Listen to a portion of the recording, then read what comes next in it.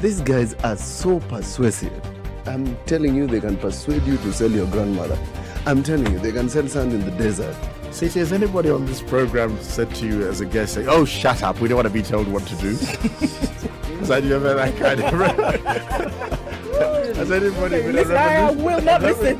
A bit of advice? Because you're working on the premise that we should all pay heed to these proverbs. It's a very suspect notion. This is the Situation Room. All right, it is Tuesday morning, and let's see what it looks like around the city. It doesn't look like it's going to get too crazy just yet, but then we're not officially in traffic hour either. So let's keep a look on, keep an eye on things. Hopefully we'll not have anything too bad. There was a series of accidents on Mombasa Road yesterday. Hopefully this morning we can keep things to a dull roar, guys. A little bit of traffic is already building up on Mombasa Road, as we have seen, right around Mlolongo heading out into the city, and then inbound as well, right around Imara Daima. Everybody else seems to be waking up just now. Let's see what it looks like in a short while. Keep us abreast of these issues. SpiceFM KE on Twitter. Text on 40127. It's Tuesday. Let's keep things moving.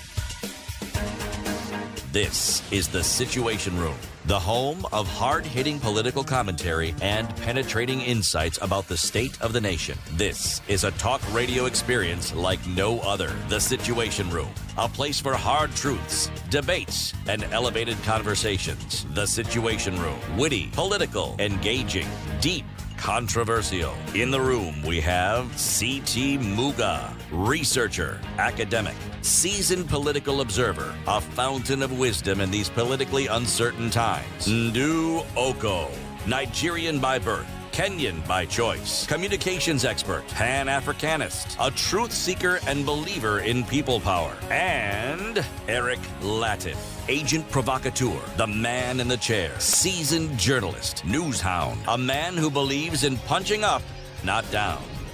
This is the Situation Room. The only Hello, way to how are you? 6 minutes after 6, a very good morning to you. It's the 3rd day of August 2021. Welcome to Kenya's biggest conversation, The Situation Room. We are glad you tuned in wherever you are, on SpiceFM or online. Eric Latif, Ndu Oko, and CT Muga here with you for the next 4 hours. CT, good morning. Good morning, Eric. How are you today? I'm very well, thank you. Super. Nashukuru Maulana. Asante sana. Ndu Oko. Good morning. Good morning. Hey, yes, you got the brief. Yes, please. You're a good learner. I tried. Are you well today? I'm well today. Very good. It's And good yourself? to see you. I'm very well too. Thank Good you. to hear it. Yes, I'm grateful for the gift of life. You know what they say. I don't know. What do they say? The attitude should be gratitude. Right. Right. Welcome to the show, everybody. Schools are back in action. Form 1s started reporting to their new schools yesterday, and there's news galore from that report. There are those who are going to their schools and then they're told, jina lako haliko katika kitabu, not cha uzima, but hiki. Are you supposed to be in this school? What's your name again? How many names did you use for KCP? Which other name? Apart from Amos, which Yes. other name? Which to other use? name? Hey, Because I can see here Amos Wanjiro. Are you Wanjiro? Okay. You know? So issues with that, and then we'll discuss that in a while, and then we'll also look at what's happening politically in the country, what's happening in the news. At 8 o'clock, we'll be joined by the Principal Secretary in the State Department of Broadcasting and Telecommunications, Esther Koimet, to talk about COVID and what's happening. In fact, in terms of, is the Ministry of Information really out there to create more awareness on COVID, on what's happening in COVID, and rollout of the vaccine, and everything else that's happening in the country? Well, it's broadcasting and telecommunications. She's the PS. So we'll be with her at 8. Join us for that conversation and many more. And always, as you know, we'd like you to join the conversation by calling in or by contributing on social media. So as we talk about COVID then, the numbers keep rising in the country. Right, Ndu? That's the case. 591 new cases in Kenya, 24 new deaths having been reported yesterday, coming off of a weekend. This is why we're seeing the low numbers. Can you imagine? 591 are actually low numbers. We're likely to see higher numbers today. However, we have some very worrying cases of COVID in the country, and quite a number of people sending up that alarm. You know, the Delta variant is doing its rounds in Kenya, and one of the most worrying cases that we've heard actually reported in county news today is that a child of 2 years old has died from the Delta variant. A child from Kwale County died in a Mombasa hospital over the weekend, and it was quite unfortunate because having been reported that it was COVID, and they were not able to do anything about that. Looking at more of those details in a bit, but that is what we're looking at now. If we look at world numbers, also still rising. The World Health Organization did send out that alert a couple of days ago that COVID cases have risen by 80%. While we're focusing on the vaccinations and all of the geopolitics that are surrounding vaccines and its rollout, COVID has still been doing the rounds, and quite a number of people have still been infected. We're looking at sharp rises in terms of percentages in the European countries. 537, I believe, was the percentage that the UK realized between 2 weeks. So it doesn't look pretty at all. And as we're talking about that, India has risen with its cases, 31 million now, 31,725,399. That's what we're looking at in terms of infection in India. And also the cases in Brazil continue to rise. So with all these conversations going on, the infections are continuing. And even if vaccinations are going on, the realization that still COVID can be spread and it will, and people can get infected even after being vaccinated, seems to have fallen on deaf ears, is what the World Health Organization says. And that even if you have been vaccinated, please continue to be careful. And I think that's a message that must ring through and must ring very, very clearly. Otherwise, we will get to a situation that we'll not be able to handle. And how is it going for America? Well, the United States. Biden's America.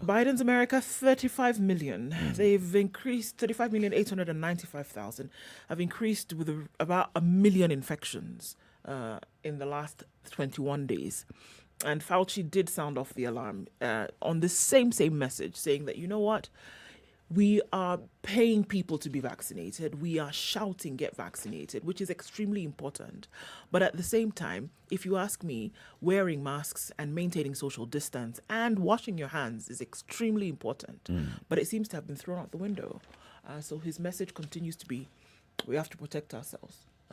But seeing that infections continue is a thing that we are seeing in the US as well. All right.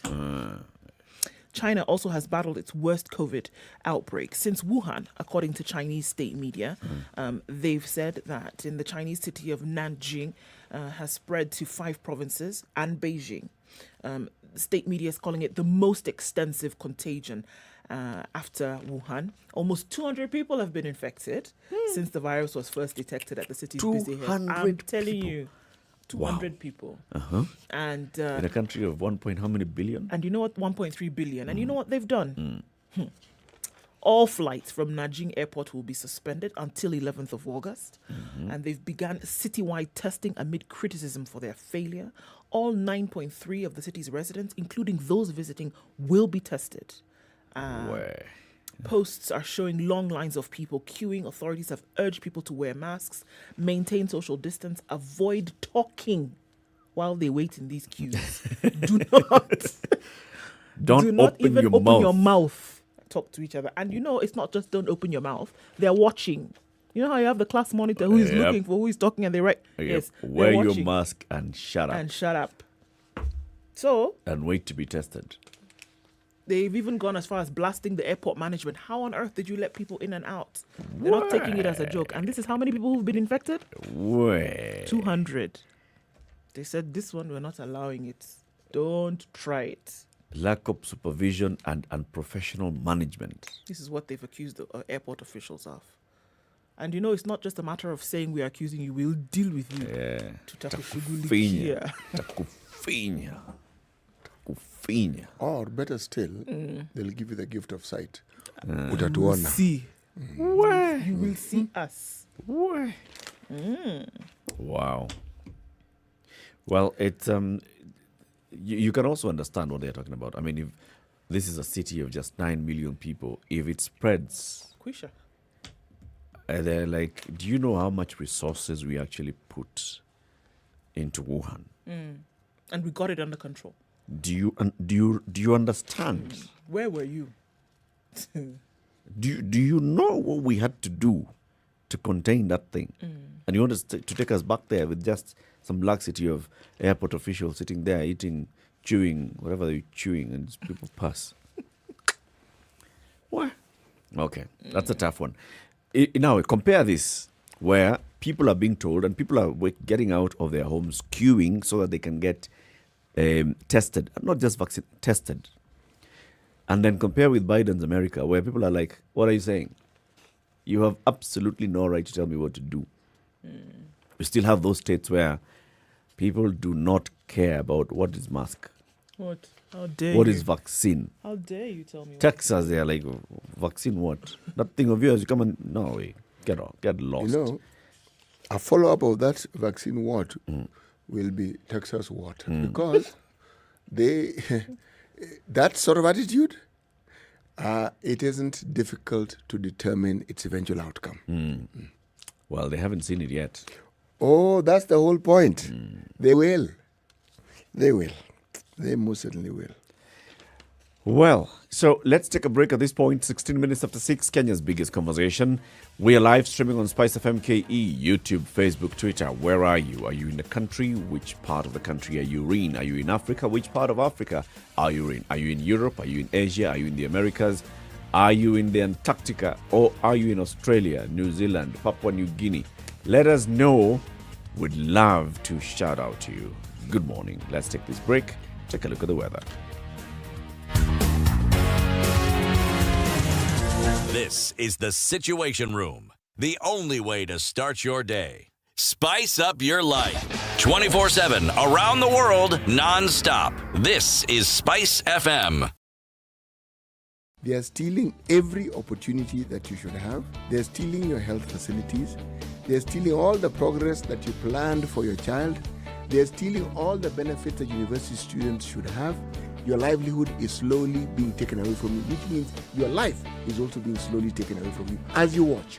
Cut through the noise and stay in the know by texting the word TSR to 22840 to receive these and more highlights and insights from the Situation Room directly to your mobile phone. Don't miss out on the latest from Kenya's biggest conversation. SMS TSR to 22840. Losing a loved one is never easy.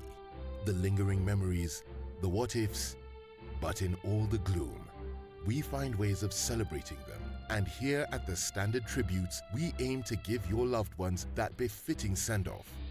Visit www.standardmedia.co.ke/tributes today and post your loved one's tribute.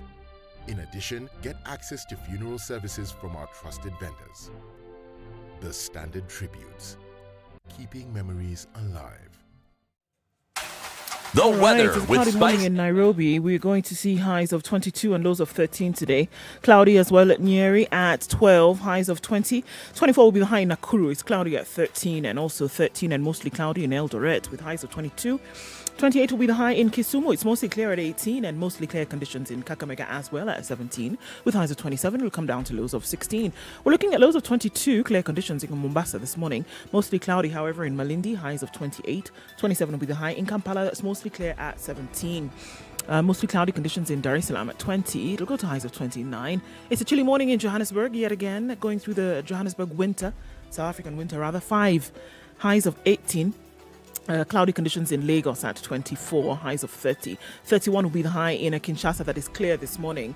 It's not so chilly in Beijing at 29 degrees. It's raining. It'll go to highs of 30 and lows of 24 today. It's also raining in Paris at 16, highs of 22 and lows of 13. We're looking at 12 as the low in a mostly cloudy London at 15, going to highs of 21. New York still Monday night at 23. It's clear. Coming into Tuesday, we'll see highs of 27 and lows of 17.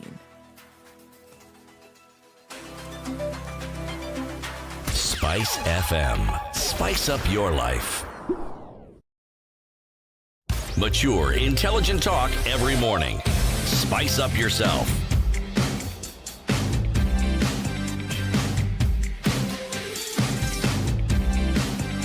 Mornings done right. 94.4. 19 after 6. Everybody's online, it seems. Yes, that is the case. Where to even begin from? Let's start at the very beginning. Okay. This sound of music. Okay. Dan Simeo says, mark me present from outer Kennel Town. Vincent Omondi says, good morning, good people. Kisumu is tuned in. Rarieda James Onyer. James, good morning. Oniwera. Oniwera. Okay. Bishogoro Omokaya. Good morning, my great people tuning from Gitari. Yes, Asante Sana. James says, yes, you changed the radio scene. Keep it up, Asante Sana. Rogers Lai says, tune in from Kwenu, Wote. Salams, locked in. Salams, Kwenu, Wote. Yes, okay. Ronnie Iglesias. Nyalenda Oboch tuned in all the way. And Victor Nalumino says, good morning to you all watching from Zambia, and he's a super fan. Great, great, great. Number one hype man, David Kiari Wasubukia is tuned in from Subukia. Kelvin Jones is also okay. Kelvin, you're tuned in from Antigua. Okay. Where? Charity Minor is tuning from Nakuru, the other Antigua. So we say good morning to everybody, and Asante Sana for joining us. We can see all of you. Thank you and good morning. Karibuni Sana. City, today's proverb. The boundaries of the village are the elders. The boundaries of the village are the elders. What does that mean? Even. If every proverb that was ever written was so easy to understand, There wouldn't be a proverb. yes, there would be no discussion about it. The whole point of a proverb, among other things, Hapana bana, methali si fumbo. methali najua sio mpaka, Fumbo ni fumbo, methali ni methali. Lazima tuelewe methali. lazima ieleweke, sio lazima wewe binafsi uielewe. Sasa wewe unaielewa vipi hiyo? Na Sijui the boundaries of a village are the elders. yes, Meaning what? it's roles really. If you're talking about community values, you are talking about societal norms. The custodians, hence, in a proverbial sense, the boundaries are the elders. Oh. Yes. Or does it also mean you touch the elders, now you've crossed the line? See, You can do everything else you want. Guza elders. Yes. Reminds me of this meme I saw going around last week on social media of mothers and how mothers behave. So there are thugs in the house, and all of you, plus the children, under the bed, with the mother and her children and her husband under the bed. So the thieves are walking around the house, open the door, open the cupboard, look what's in the cupboard, and then they step on the carpet. And the mother like, sasa ndio tutakosana. Sasa hapo. Sasa hapo. From under the bed. Step on the carpet with shoes.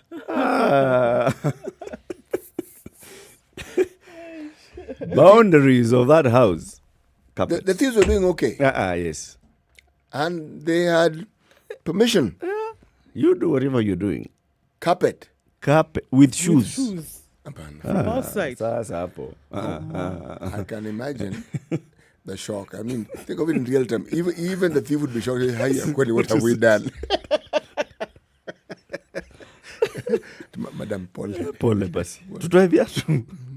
Mrudi uko chini. All right, so let's take a look at the newspaper headlines. The following takes place every weekday morning between 6 a.m. and 10 a.m.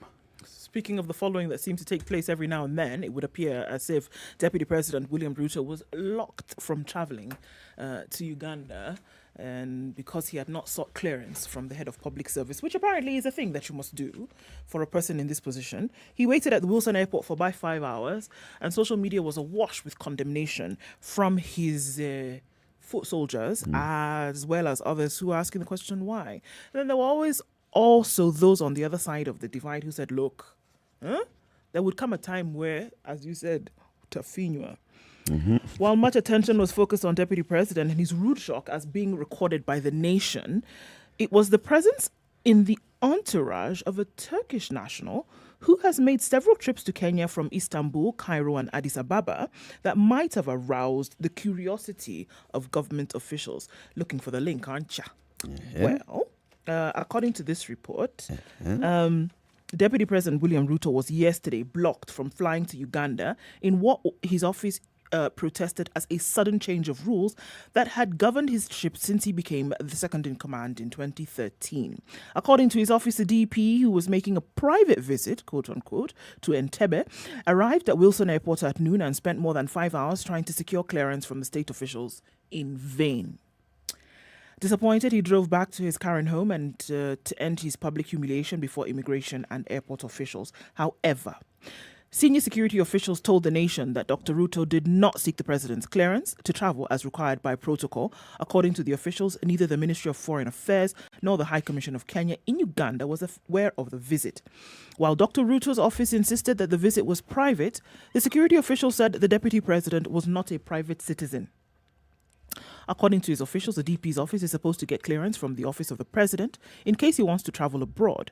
This is because the DP, courtesy of his office, requires a lot of protocol aids and state security wherever he goes. This is the reason why. You got to give us some time to prepare all of this that is required to either accompany you or receive you during your travel and upon your arrival. You need to at least warn us in advance so that we can get ready for you. Now that you have not told us this, you've left us, flat-footed, and we're not ready to go. This is the reason why, not for anything else. Okay? Yesterday, the DP's office said the trip had been organized long in advance and followed all the channels that governed his previous foreign travel, including to Kampala in July. According to Communications Secretary David Mugonyi, we're surprised the Deputy President was denied clearance to go on a planned private visit to Uganda. It's our officers who always handle his travel, and this time they were told that he must get clearance from immigration to fly out. In all his travels, all these years, this has not happened. A flight manifest belonging to Phoenix Aviation and seen by the nation showed the DP was supposed to use a private jet on flight number Jade Star 12. When the denial to travel came through, Mugonyi said, the DP was already at the airport. So he knew we're going. Getting to the airport. I want to go. I go. You're not going anywhere. Now, so what? Go on. He then spoke to the head of public service to inquire about the change of rules and the new requirements, who said he was not aware. The immigration officials at the airport told us that they were under instructions from the Ministry of Interior. The office refused to confirm whether or not the DP who met President Yoweri Museveni in July was to meet the Ugandan strongman in the botched trip. This was a private visit. That is all I can say, Mugonyi insisted. Now, also to travel were MPs Oscar Sudi, Benjamin Tayari, and Dinti Nyoro. The flight manifest included businessmen David Langat, Haron Anyan, Aidin, Dr. Eric Ruto, and Mr. Elijah Rono. But according to the DP's Twitter handle later, he said it's all right. Tumwachia Mungu. Yaliondwele sipite. What is interesting is, in addition to that, there was that other passenger who was on the flight manifest. His name is Aidin who? Mr. Aidin Harun. Harun Aidin. So Harun Aidin apparently has been in the country for a couple of, and he's a Turkish national. Visits, right? He's been here frequently. Yes. He's 54 years old. He first arrived in the country on the 30th of May 2018, has been making frequent visits to Kenya with his passport being stamped at JKIA more than 5 times this year alone. 8 months of 2021, man has arrived into the country and left 5 times. More than 5 times. In his maiden year 2018, he made 6 return journeys to from Istanbul to Nairobi.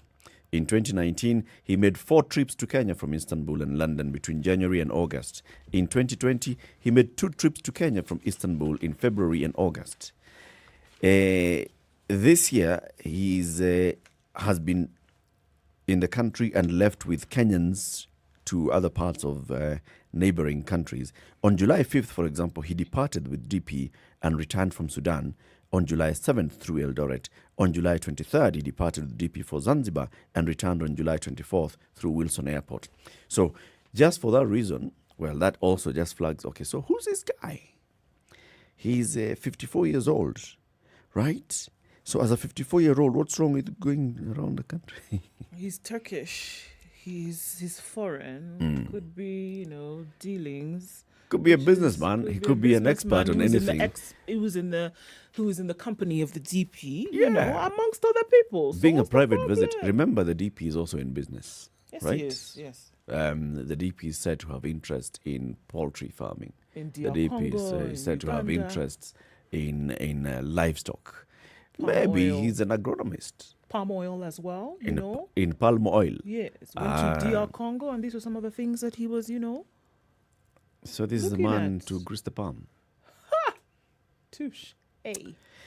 In 2001, maybe this name Harun Aidin is like James Kamau. Many people I have called this, Harun and called Harun Aidin because there was a 29-year-old man then, 2001, 2011. How many years are those? 2011, 10. 10. Yes. So he can't be the same man because now this Harun Aidin of Would that have time been is 44. 39. The man who was 29 years old in 2001, well, that's 20 years ago. You said 2011. 2001, Okay, so that's 20 years. so he's 49. Okay. Harun Aidin was arrested by German authorities. Where? German authorities In Germany. for plotting severe acts of violence and sent the case to the federal prosecutor investigating German-based suspects in the September 11 terror attacks. Sheesh. That 29-year-old man belonged to Khalifal Satat, an extremist organization operating in Cologne with 1,000 registered members. Its mission, according to federal intelligence officials then, was to topple Turkey's elected government and replace it, and eventually all other world governments, with fundamentalist Islamic rule. And so now? That man, if we say he was 29 years old 20 years ago, he's 49. 49. This gentleman who is said to be in the country Aidin is 54. yesterday is 54. So it's just a case of Mistaken identity. James Kamau. Joroge. Actually, Joroge. I was thinking of about Kamau Nyango. Yes. Because- Hi, City. Hi. Why Kamau Onyang? Kamau is common, Onyango is common. Both names are common. Very common. Yes. It's Harun probably just- Aidin. Man, for every stone you throw, I don't know how many Harun Aidin you hit with it. But it's peculiar, though, that this is somebody who's a frequent visitor to the country. It is 5 times in 9 months, in and out. And knowing the thoroughness of our security apparatus, are you telling me that in all this time they have not figured out who he is there? Yeah, of course they know. You mean to tell me that And the somebody who's in the deputy- company of the deputy president definitely You draw attention. has. Yes. And you mean to tell me that the deputy president not being allowed to travel because he did not give adequate warning for them to prepare in terms of protocol for travel is the reason why he was kept behind? By the way, Come there's, on, there's guys. something also equally peculiar about being state official, government employee. They very rarely check if you have permission at the airport. I mean, But the day they do, they do. They'll find all these other fellows and things. the day they do, Hold on a minute. where's the letter from? Where's the letter from the head of public service? Yes, and where's the letter Where's from? your clearance? And where's the other time? Remember, in the not too distant past, when we were not on such chummy terms with the government of Somalia, Yeah. we had youthful legislators from the northeastern part of the country traveling to Somalia. My goodness gracious me. Hey, social media was on fire. Yes. Huh? Who are these guys? What does this mean? And it was a private visit, similar to this one. It's long forgotten that there was such a hoo-ha. But the question that we asked then was, but They actually left from Kenya. They didn't leave from some other country. So, And they didn't walk across the border. No, they didn't either. walk across the border. They flew. So it was known that they had gone They there. had gone. Yes. Yeah. What was the issue then? Yes. Senator Susan Kihika just really quickly said, in his 9 years in office, the DP has never been required to have clearance on travel. Why now? You can keep on humiliating him, but remember, power is transient, and a year from now, you'll be on your way out, and the people of Kenya will decide their destiny without your input. But should the deputy president just up and leave the country without really even notifying? There is nowhere on the planet that it happens. Aye. Anyway, let's take this break. Let's take a look at traffic. Okay, 26 minutes to 7. Good morning. This is the Situation Room, the only way to start your day. Spice up your life. 24/7, around the world, non-stop. This is Spice FM. Classic soul, R&B, smooth jazz, neo soul, and nostalgic ballads. Make some noise. You're listening to Spice FM. All right, that Imara Daima stretch is going to keep causing headaches every now and then, and it looks like it's already doing one this morning because we have bumper-to-bumper traffic in that particular area. We're going to have to keep a watch on this one. It wasn't so bad yesterday, actually. That diversion that has been created then was opened, where the road was closed was opened late yesterday. So traffic should flow a lot smoother now. Looking at Langata Road, it's already building up, guys. It looks like it's going to be an everyday affair now. We're also looking at traffic on Jogo Road, just past Lumumba, out towards Makadara, and then towards Kaloleni, spilling on to Landis Road. Some traffic there as well. Let's take a skip over into Mombasa, shall we? KFS says that 3 services are serving you today. 3 ferries, rather, are serving you today. Don't forget, *712#. Pay your ferry toll that way and not via cash. All right, coming back into the city of Nairobi, looking at Thika Road, and there's quite some all the way from Survey through to the Pangani underpass. Quite some traffic there. Apart from that, the city looks like it's moving fairly easily and fairly smoothly this morning. Let's talk about it in a bit and see if, just in case anything does go wrong, let us know. Don't forget, the bypasses this morning are your friend. SpiceFMKE on Twitter. Text on 40127.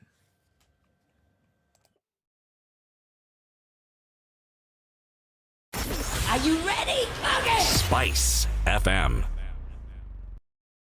Mature, intelligent talk every morning. Spice up yourself.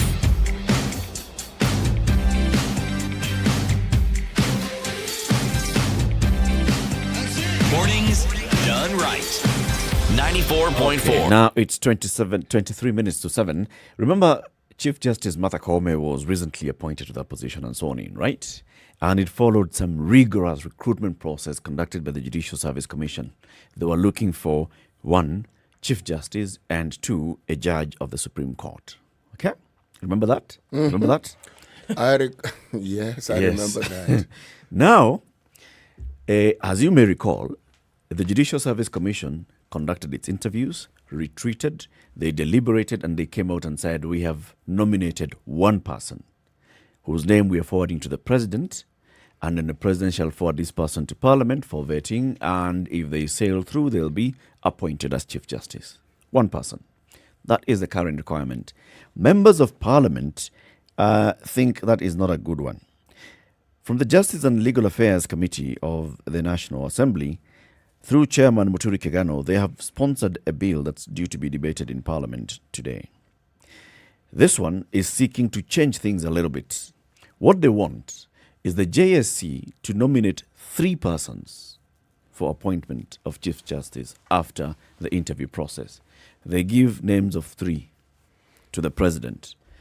The President, through his own, goodwill, whatever, abracadabra, whatever, what has not been specified. Stargazing. Yes. Picks 1 and forwards this 1 name to the National Assembly for vetting. And if this person is accepted by the National Assembly, then they are appointed. He's basically saying that the President has a choice of 3 people upon whom to select the next Chief Justice of the Republic. This thing of giving the President just 1 person, you are reducing the President's powers to just, what? A conveyor belt. If you look at the formula that they use with state corporations, they do supply 3 names. They do. For state corporations, Eh, board supply, give 3 names to a 3, minister, yes, and then if the minister picks. you want a CEO, 3 names. What is the logic in that? This is the logic, according to me. Okay. Okay? How you see it. How I see it, how I observe it. When people are interviewed, there's usually, this is a Kenyan system, you score. It's out of 100, you score. Okay? Yes. However, there are other complementing comments that follow the score. This person is good in this person has done this person has done the other. And why there are 3? Because sometimes somebody may have scored highly on certain aspects, but they have qualities that ought to also be considered. Okay? So it's this opportunity to decide, okay, given the task ahead of us, because we say the president decides. No, the president calls on our security apparatus, intelligence apparatus, his own, put it this way, by the time the president made that decision, he is fairly well informed about what is going on. You ask my opinion?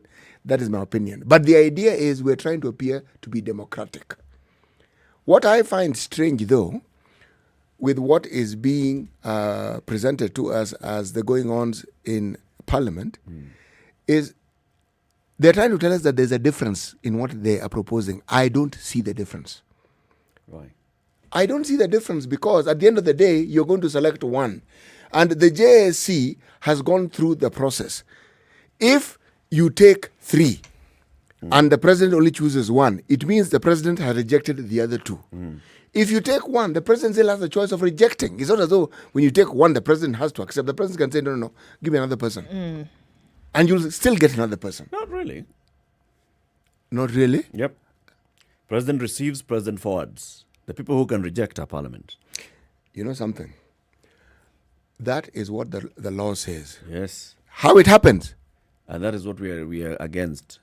How it happens. How it We happens. want things to happen according to the law. According to the law. But I mean, clearly here you see that We there have is that this- issue of the president, how there's it the happens with unspoken- the judges. Sure, but there's an unspoken notion that even if you know that by the time he has said this is my selection, far from the minds of Parliament to vote or to reject how it happens. How many times has Parliament rejected somebody whose name the president has forwarded? Oh, a couple of times. Like? Monica Juma. Remember? Remember? Yes. Remember that? I remember that very well. You see, in my thinking, the JSC has proper powers to sit, to vet, to shortlist, to interview, and to consider out of the people that we have interviewed, all those things that we're saying, okay, this one is strong in this is strong in the other. That's what the JSC should be doing internally. They do. And then they come out and say, having considered all factors, strengths, weaknesses, marks, for example, let's say someone like senior counsel Nani thinks that he scored the highest, but then his name was not there. Maybe other factors now, that's where they come in. You see where the problem And you is? come out and say, so this is the person that we have nominated to this position. This is a grey smoke. Yes. Forward that person to the president, forward that person to the parliament. If there's an issue against this person, remember if there was an issue against the person, you had the opportunity to present your objections to the JSC interviewing panel. You have a second opportunity to present your objections to parliamentary vetting panel. Twice. Eric. If this person passes the JSC, and then they go to Parliament and they pass Parliament. That's it.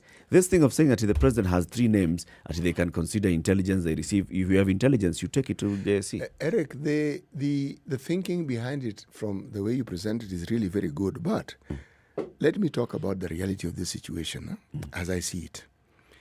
The 3 names offers an opportunity for mischief. Yeah. You see, one name is easier to interrogate. This person, okay? Much easier to in my opinion. The moment you have 3, you can sneak in someone who was number last in that interview, and the rest of us will not know because And like, you know what we saw the other day with the Chief Justice? That was remarkable. It was good. It was in the public eye. But even though it was in the public eye, anyone who has ever watched people who supposedly perform magic tricks, it's before your very eyes. So you would think. Actually, so you would imagine, because they've understood. That's why it's called illusion. The illusion of democracy is what the three sometimes represents. So you're saying, okay, we have determined these three, wende mbele. Okay. Do you remember the tradition that you mentioned as being the norm? I'm calling it tradition because if I have a complaint, I take it. My goodness gracious me. The process of actually even thinking that I can go before the Judicial Service Commission to issue a complaint, where would I get? I mean, that whole process. It is a good thing we have it. It will take time before we actually understand that, wait, an opportunity presents itself here for us to actually do something. Well, put it this way. We have the leeway to present our objections. But the idea of three names being forwarded as being more democratic than one name being forwarded, that's an illusion. I'm opposed to it. Even that whole thing, if you have appointed a board, allow a board to competently do its work. A board advertises vacancies, a board shortlists, a board constitutes an interviewing panel, a board interviews people who they think are suitable for the position of CEO or director of that organization. Let the board determine who's the best candidate. Yes. That thing of saying that he's taking now to the minister and then the minister does abracadabra and picks one, that is mischievous. You and I are on the same page there. I don't know what the minister then has to do with this whole process. Yeah. When you've appointed very competent people to the board to determine And part these of the things. people who sit on that board are principal secretary. The my- PS yes. is actually a member of the board. So what are you doing? And usually it's not just the PS. It is somebody else a senior person who belongs to that ministry. Yes. Yes. So the government is represented. Oh no, there you and I have no disagreement whatsoever. Okay. It's an illusion. Okay. The abracadabra. And then they've taken the And then- abracadabra. It's okay. It can be Accra. Akrabradabra. 14 minutes to 7. Where are you? Thank you very much for tuning in. Listening from Kisumu is Kondeng. Is that car wash area? Kondele. That's in Kondele. That's Car a wash area Car wash area. is in Kondele. In Kisumu. Say it one more time. Europe. 13 minutes to 7. 24/7 around the world, non-stop. This is Spice FM. Gone are the days when hiring should be about hitting the brick wall, because we understand how much it means to have the ideal candidate working for you and your organization. That's why at Standard Jobs website, we offer the complete employer dashboard that lets you interact fully with applicants, lets you track the full hiring process through a qualified specific smart search tool. What's more, we offer a full-on custom branded page that lets your company stand out with your own to choose custom page. So visit www.standardmedia.co.ke/jobs today and let's help you find the next ideal candidate for you.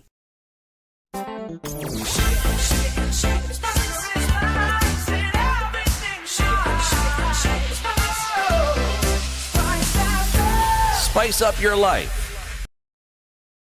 Mature, intelligent talk every morning. Spice up yourself.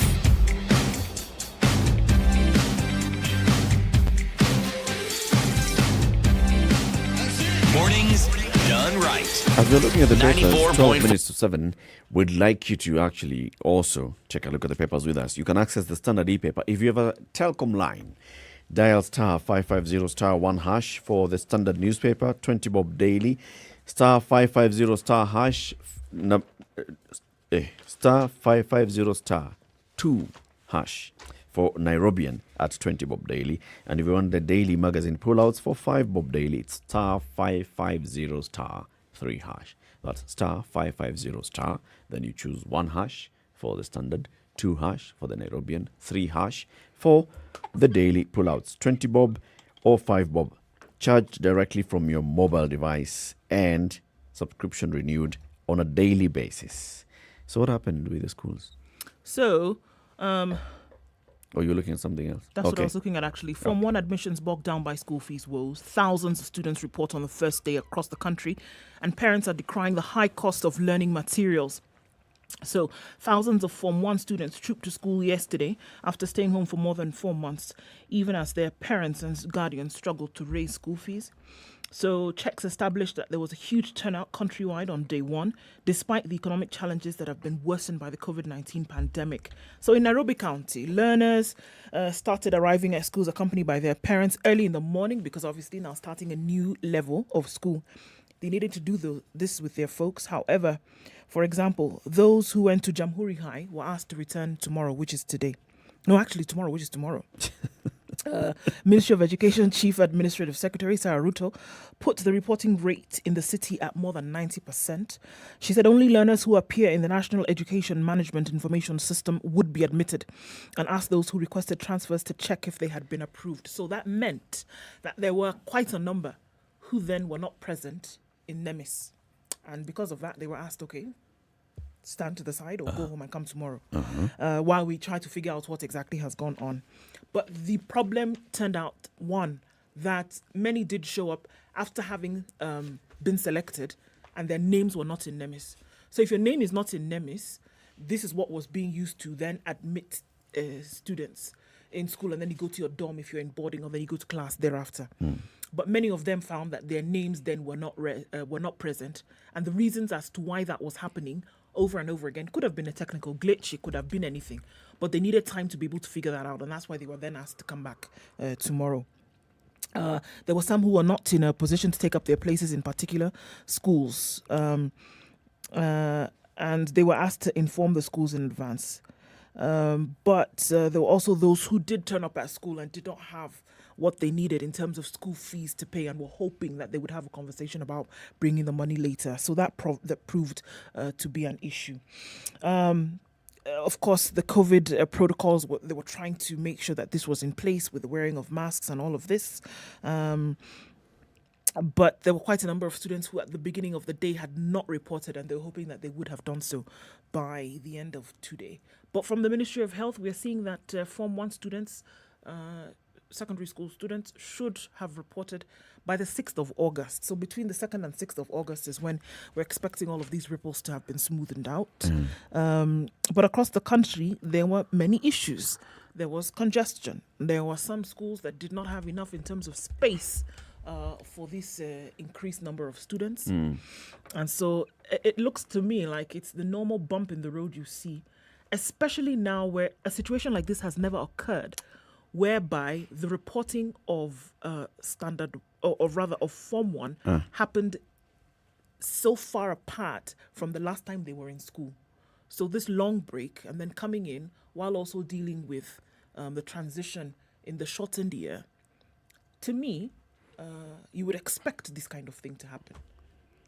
You know that admission day, it's a whole day affair. Normally it's a mess, isn't it, CT? Normally it's a mess. When the year is you have a normal year and you have normal admissions and administration. But now imagine this, where school has been ongoing. It's a shortened year. These students who have been out of school for 4 months are now, returning. Why is it a whole day affair, though? Let me tell you of the experience that I have had. It was more taking relatives of mine to join Form 1. Yes. The child's parents were my relatives. So this child is my relative by extension. Okay? First of all, you get to the gate, right? This box, it has never changed. It's one of these eternal things. It's like it's a patent. Metallic box. Patent. Yes. It's just the color which changes. Black. There are no brown ones. Then there's some finely multicolored ones. Yes. It's that box. Okay. Basic requirement. It is opened. At the gate. Yeah. To determine whether you have snacks. No snacks. Right. Foodstuffs not allowed. All right. Out. That is before COVID. Peter. But it remains at the gate. You're told, okay, this is a box. You can come and collect them on your way out. Your name, okay. Your piece of paper, yes, your name, okay. Here. You go in. Playing field. Right. It's not classrooms. They will be, yes. The numbers Several cannot be desks. accommodated within staff room. the school block. It has been the field. Mm-hmm. So, I went to, this was a school which had, I think, 5 streams. Okay? So, the name of the child, so and so and so and so and so. Now, this is the problem. I realized that if it is I who had taken the child, would have been in problems because I do not You know a different Yeah, name. me, the name I know is not the name that these people have. It's not the name they used. See, remember, you can go there and say, now who you, baby. Tunamuitaga Tunamwita we. mami. Mommy. Okay.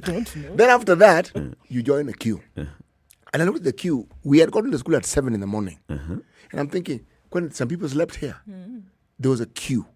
Now that queue, that box is opened again. Right. Good grief. Yes, there's a list.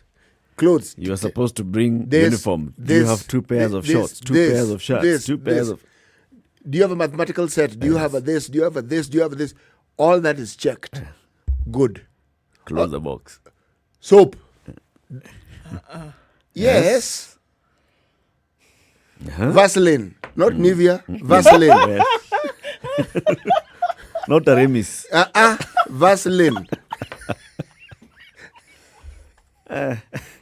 Moisturizing cream gani. Vaseline. Okay. The sort of comb that they expect. Yes. Hair. Somebody even looks and says, This hair is longer. this hair is a bit long, but okay, they Get can out go. of here. I mean, you know, shelter things are making this thing. Go on. You are pre-warned. Okay. Then you are told, now, you see, this child is going to that dome. So you're the man. You stop there. Okay. Said, no, I have to see this dome. Yes, no. Said, no, the route. No, I said, no, no. It's a no. girl's dome. It doesn't I matter. said, it doesn't matter. I have to see the dome. No, that one. We're just telling you it doesn't matter. I said, okay, go. So they take the child. You crane your neck. You watch. The child comes back and says, yes, this is what we've done. I said, that padlock you asked, is it useful? He said, yes, it is useful because I have this Locker. a locker where I'm supposed to keep my stuff and what have you and what have you. All right.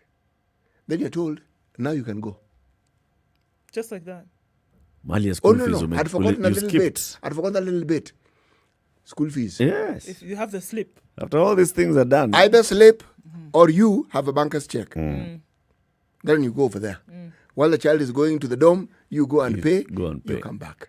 But they have asked you if you have it. Before the child gets to the dome, they've asked you, do you have this? And you've said, yes, I have it. Here it is. And it's the full amount. I couldn't have chance. Don't Oh, no, it's the full amount that was indicated. Yes. Then you're told, we'll be informing you the other costs that have arisen since we last wrote to this. you, and you'll come back and this. I said, okay, we will hear. When I say it's a whole day affair, I mean it's a It's a whole, Yeah, because whole time day you're doing this affair. back Affair. and forth, so this makes sense, and that's why it's obvious from here that you're not going to be able to do all these students, and I think that's why some don't bother coming on the first day. Yeah. Let's just say it's Now the okay. thing about not going on the first day is also you don't get I don't know what space, you don't get what locker, you know this whole scramble. We are Kenyans. resources You are want limited. to be the first on the line so that you get top layer. It's understood.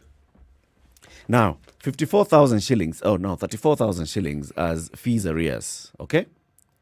A boy goes to school with a cockerel to pay school fees. That is excellent. I like that thinking. Needy boy gives school cock to reduce his fees. But that is a good plan. How much is a jogo going to offset 1,800. in this particular one? Matthew Simiyu had been sent home to fetch anything that could be traded in to reduce his school fees balance. At home, he found the only cock in the homestead, tucked it under his arm, and walked back to school. Once back at Holy Trinity Secondary School in Saboti, Trans Nzoia County, he pleaded with the administration to be allowed to continue with his studies. The school valued the cock at 1,000 shillings, accepted it, and reduced the fee balance from 34,000 shillings to 33,000 shillings. Next week, utarudi nyumbani utafute kitu ingine. Yeah, that's effort. The boy's gutsy, you got to give it to him, though. Luck came knocking on his door, though, when area member of parliament Caleb Amisi learnt about the boy's story through a WhatsApp group. The MP lauded the boy's efforts to make ends meet and paid the fee arrears in full through the National Constituency Development Fund bursary allocation. Sasa hii ndio maneno tulikuwa tunaongea. What is this? Just random like that. Just because the story has appeared on WhatsApp is but there's CDF, but CDF can They pay. didn't need to appear in the. It didn't need to. For that boy to have Have Can you decided to take imagine the chicken to kind of school. trauma that boy has gone through? You have sent me home. I'm going to look for anything. I need to go back home. And what I find to is a school. chicken. Find the only and jogo this boy at home. clearly wants to learn. Yes. Obviously. And I'm sure the boy had applied for bursary. But CDF had played its games. And here we are. Oh, no. I'll pay. We have CDF. You see what we're now seeing? Now we'll be praising the MP. But No. I'm actually not seeing the paying of the fees. It's a praising. I am seeing the, Good morning. It's now 7 a.m.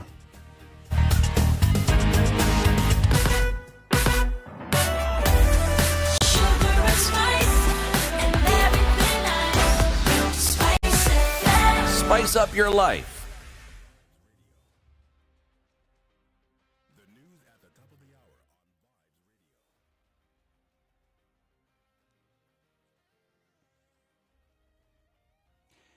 This is Newswire. I'm Dennis Assetto. Details are beginning to emerge on reasons why Deputy President William Ruto was barred from travelling to Uganda for a private meeting. It is alleged that the DP could not travel because he had not sought clearance from the head of public service, Joseph Kinyua. However, Kiharu MP Ndindi Nyoro, who was accompanying Ruto, had this to say. The immigration officer told us that he has received orders from above for them not to clear the deputy president, that he needed some clearance. We asked from where. No one was able to explain. They told us Matiani told them. We contacted the minister. He said he's not the one. Mheshimiwa Kenyua, who is the head of public service. We contacted him because ostensibly they were saying that he needed some clearance from the head of public service. Pia yeye yakaruka. We could eavesdrop on phone wakisema ya kwamba ajitambulishe yeye ni nani, ati atoe birth certificate. Others in the entourage were Kapseret MP Oscar Sudi, Kinango MP Benjamin Tayari, and several businessmen. The government has extended the registration of KCPE and KCSE national exams by 2 weeks. In a statement, Education CS Professor George Magoa said the exercise will be extended to August 14, 2021 to allow schools to ensure all candidates are registered. The exercise, which started on June 2, 2021, was scheduled to close on July 31st this year. The ministry has since revised the dates following a request by head teachers and principals. These will be followed by verification of candidates' registration details between August 16th and 27th of 2021. Those who fail to register for the 2021 examination due in March 2022 will only be allowed to sit the examination in December next year. Discipline and good performance in school go hand in hand. Retired Baringo Boys School Principal Frederick Wambua is advising head teachers across the country to emphasize the importance of discipline among students. If you are not disciplined, you cannot pass examinations. So I made sure that I inculcated total discipline, not partial discipline, to both the students and the teachers by being with the students throughout and punishing mistakes, not students, in line with the ministerial directives. And for teachers, I made sure that they did their part through my setting a good example. 591 people tested positive for COVID-19 from a sample size of 4,737 tested in the last 24 hours. The positivity rate is now 12.5%, with total confirmed positive cases at 204,271. From the cases, 575 are Kenyans, while 16 are foreigners, 316 males and 275 females. Now, Kenya bagged its first medals at the 2020 Olympic Games as Helen Obiri and Benjamin Kigen delivered silver and bronze respectively. Kenya's dominance in the men's 3,000 meter steeplechase was finally ended as Morocco's Soufiane El Bakkali took the title ahead of Ethiopia Lemeka Girma and Kigen. Kenyan athletes had won the steeplechase gold since 1980 Games and were bidding to make it 10 in a row yesterday. But it was El Bakkali who triumphed in 8 minutes, 8.90 seconds as he became the first Moroccan ever to win the event. This is Newswire. I'm Dennis Assetto.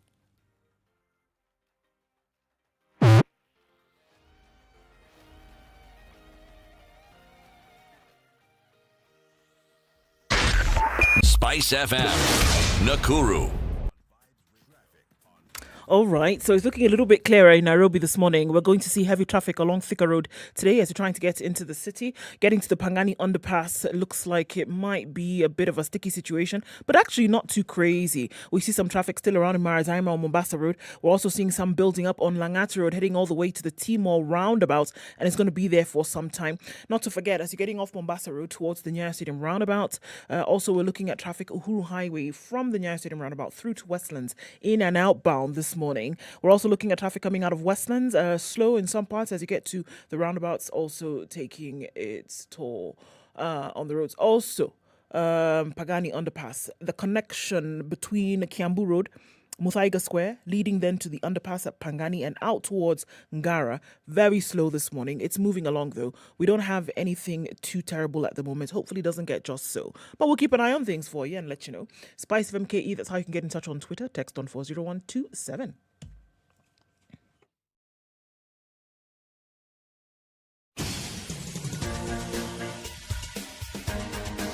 This is The Situation Room, the home of hard-hitting political commentary and penetrating insights about the state of the nation. This is a talk radio experience like no other. The Situation Room, a place for hard truths, debates, and elevated conversations. The Situation Room, witty, political, engaging, deep, controversial. In the room, we have C.T. Muga, researcher, academic, seasoned political observer, a fountain of wisdom in these politically uncertain times. Ndu Oko, Nigerian by birth, Kenyan by choice, communications expert, Pan-Africanist, a truth seeker and believer in people power, and Eric Latif, agent provocateur, the man in the chair, seasoned journalist, news hound, a man who believes in punching up, not down. This is The Situation Room, the only way 6 to minutes start. after 7. A very good morning to you. How are you doing wherever you are in the country or outside the country? Listening to us on SpiceFM or online, SpiceFM KE, YouTube, Facebook, Twitter, www.spicefm.co.ke. Welcome to the second hour of The Situation Room. CT, today's proverb. The boundaries of the village are the elders. The boundaries of the village are the elders. Okay. Essentially, according to the story you told us, they're the kanyaga carpet na viatu uone. That's where they draw the red line. Yes. Draw the line on the sand. Touch our elders, you see. You'll see. And we live in an age where being an elder has nothing to do with chronology. You just need to appear to have money, and you are Mzee. Yes. Yes. Okay. Being a Mzee is something that you can quantify very easily. Yule ni mzee wa maana. Meaning this is somebody who clearly is cash heavy and has been known for their generosity. That's true. That's a Mzee. So, and by the way, the term Mzee, it brings about some great gender equality. Yes. It does. Oh, yes, male Mzee. Female mama. Yes, if they are really fond of you, you'll be called Made. Mami. Doesn't Mami is not, eh? not Mami very is different. endearing, Yeah. Mami is different. Hey, Mami. We'll be talking about numbers shortly, CT. I'm sure you'll be telling us about numbers. Numbers, NCBA Bank, when it comes to numbers, they don't just look at numbers. Oh, you're asking for a loan of what? 3 million shillings to buy a car. No, it's about 3 million for them is not the money that they give you to buy a car in terms of a loan. It is what that car does for you. It's the number of trips that you make on holidays, the number of school drops that you're able to do because now you have your own personal motor gari to take your children to school. It's about the numbers that matter to you. And that's what they really want to focus on. The numbers that matter to you right now in your life, translate them. And NCBA can be a partner in your life. NCBA Bank, go for it. City? Every time one talks about inflation, the thing that comes to the mind of most of us is prices of goods rising. But people never really ask themselves what it is that makes the price of goods rise. Now, those who studied economics, I didn't. I just have a basic understanding of it. It has to do with something very simple called the law of supply and demand. Meaning, if you have the means to purchase something, we call it money, and somebody has something that they wish to sell, and the two of you meet. In previous times, people would exchange goods for goods, and that was called barter. But now, with the advancement of mankind and our means of trading, we came up with money. So when you have money wanting to buy goods and the goods are in sufficient supply, the cost doesn't go up for the simple reason that everybody can buy the same thing. If more of those goods are available to the point where you can even buy in excess, then chances are the price of those goods will go down. Basic economics, supply and demand. Yes. But let's move our thoughts now to the supply of money. Now, every time we take a loan, that's what we seem to be doing. We're saying we need more cash injected into our economy. Yes. But this is a story that is as famous and is as widespread as COVID. It is throughout the world. People borrow. They borrow from their central bank, they borrow from the local banks, they borrow from external lenders. But in this country, two things happened.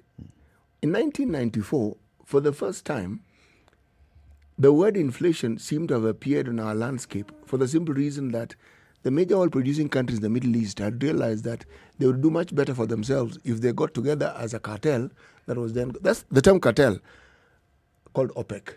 Yes. Suddenly, the price of oil started determining very many things. And since a lot of those costs were pegged to the dollar, the understanding was that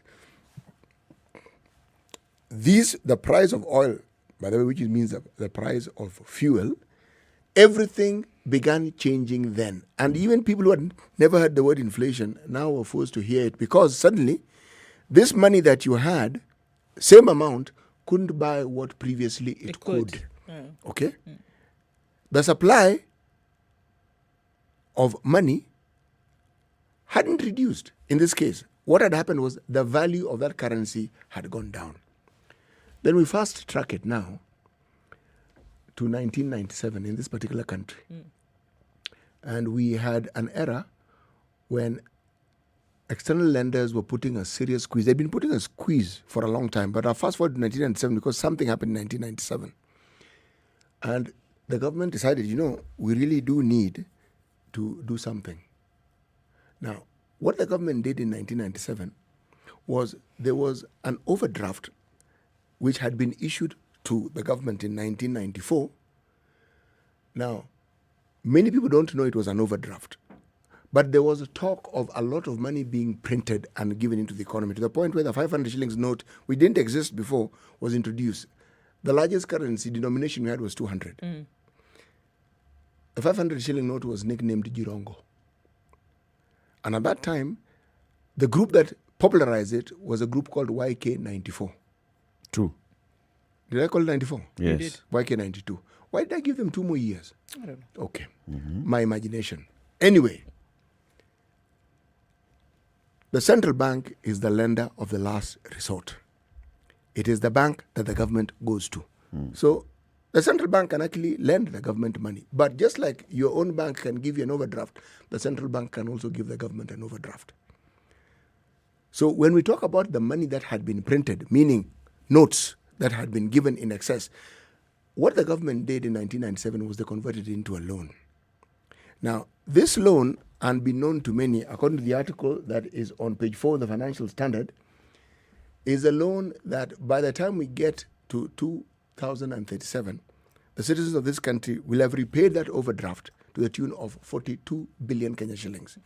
Now, why have I chosen this particular story and why am I talking finance, something that I don't really understand very well, but I have an idea about? Is because one of the problems that Kenyans seem to believe is we have problems because we have borrowed expensively or we keep borrowing and that our debt has reached some phenomenal trillions in Kenya shillings. But what I think is not understood is that the borrowing in and of itself may not even be a problem. Not really. The printing of the fiduciary issue, these notes may not even be a problem, because there are times in the history of countries where it has been necessary to inject financial activity into the country, so you issue more notes so that more people can have their hands on the money and more people can actually be able to spend. It's supposed to spur the economic activity. The problem that I'm raising this morning is this. When you have a situation like we have in this country, where the very basics that you ought to take for granted come at a cost. Everything from education to healthcare to transportation, things that you ought to be able to afford. And then with COVID, we've added something else, work. Then suddenly, the word inflation doesn't really acquire the meaning that it should in the present day, because you're now talking about hyperinflation. It's not just your everyday average garden variety inflation. But the point is, are we as Kenyans fully cognizant of what we ought to do in circumstances such as this one? Because true, it's a situation we're in. The question that one asks is, what next?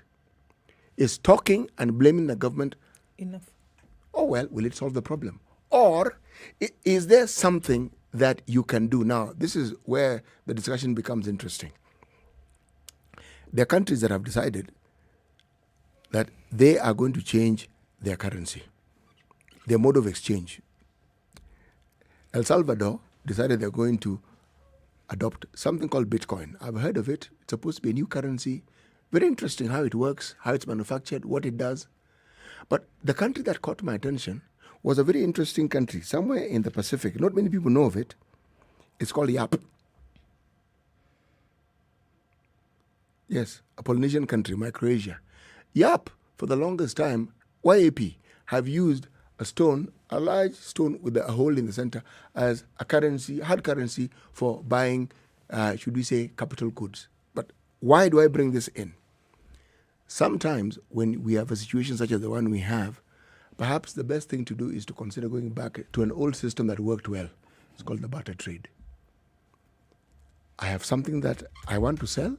I look for someone who may need it but doesn't have it, and they have something which I want, and we come to an understanding. Just my thoughts. So why do you want us to go back to barter trade? I don't want us to go back to barter trade. I want us to consider barter trade as a means of solving my problems. I don't have enough milk where I come from, okay? But I grow maize. I know a place where they have more milk than they know what to do with, but they want to eat ugali. Okay. Should I not consider asking, okay, now how do I go about ensuring that I get this milk that I clearly don't have, and there isn't an abundance of it in the area that I live in, and yet there are people who seem to have a lot of it. And even if they don't want maize, what is it that I have that they might actually want? But that's already happening. Explain to me how it's happening and where it's happening. Same way. Neighbors, you have this, I have the other. We exchange. You have Napier grass, I have a cow. And I have milk. Give me Napier grass, I give you milk. Is CT saying that it ought to be formalized? That's what I'm saying. Yeah. I'm saying just as we create... So we make barter trade legal tender. We make But what barter is it trade- that's going to be legal tender then? No. What we You make it recognize? an additional legal tender. The dollar is a legal tender in this country. You can use it to buy things. You can use it to exchange things. It's unitary. The Kenya shilling is legal tender. The euro is legal It's tender. unitary. Yes. So when you say barter trade, what are you saying? What are you recognizing? What Are you I'm recognizing a unit of a gorogoro of maize and say a gorogoro of maize is therefore going to be Equal worth to a this goat? much? No. What are we No. saying? I'm actually going beyond what you're saying. I am saying this. We know what each area in this country produces in abundance, so that it is known. The Ministry of Agriculture has a very clear idea of who grows what and how much of it they grow and what it is they do with it. Now, it is the Ministry of Agriculture, together with the Ministry of Commerce, if we have such a ministry, who would understand what we actually have as a country and what can be used in exchange. Why do I say this? It reduces, in my mind, the pressure of people having to have hard cash, which they don't actually have, to be able to get on with their lives. That's what I am trying to say. You know what spurred this thought?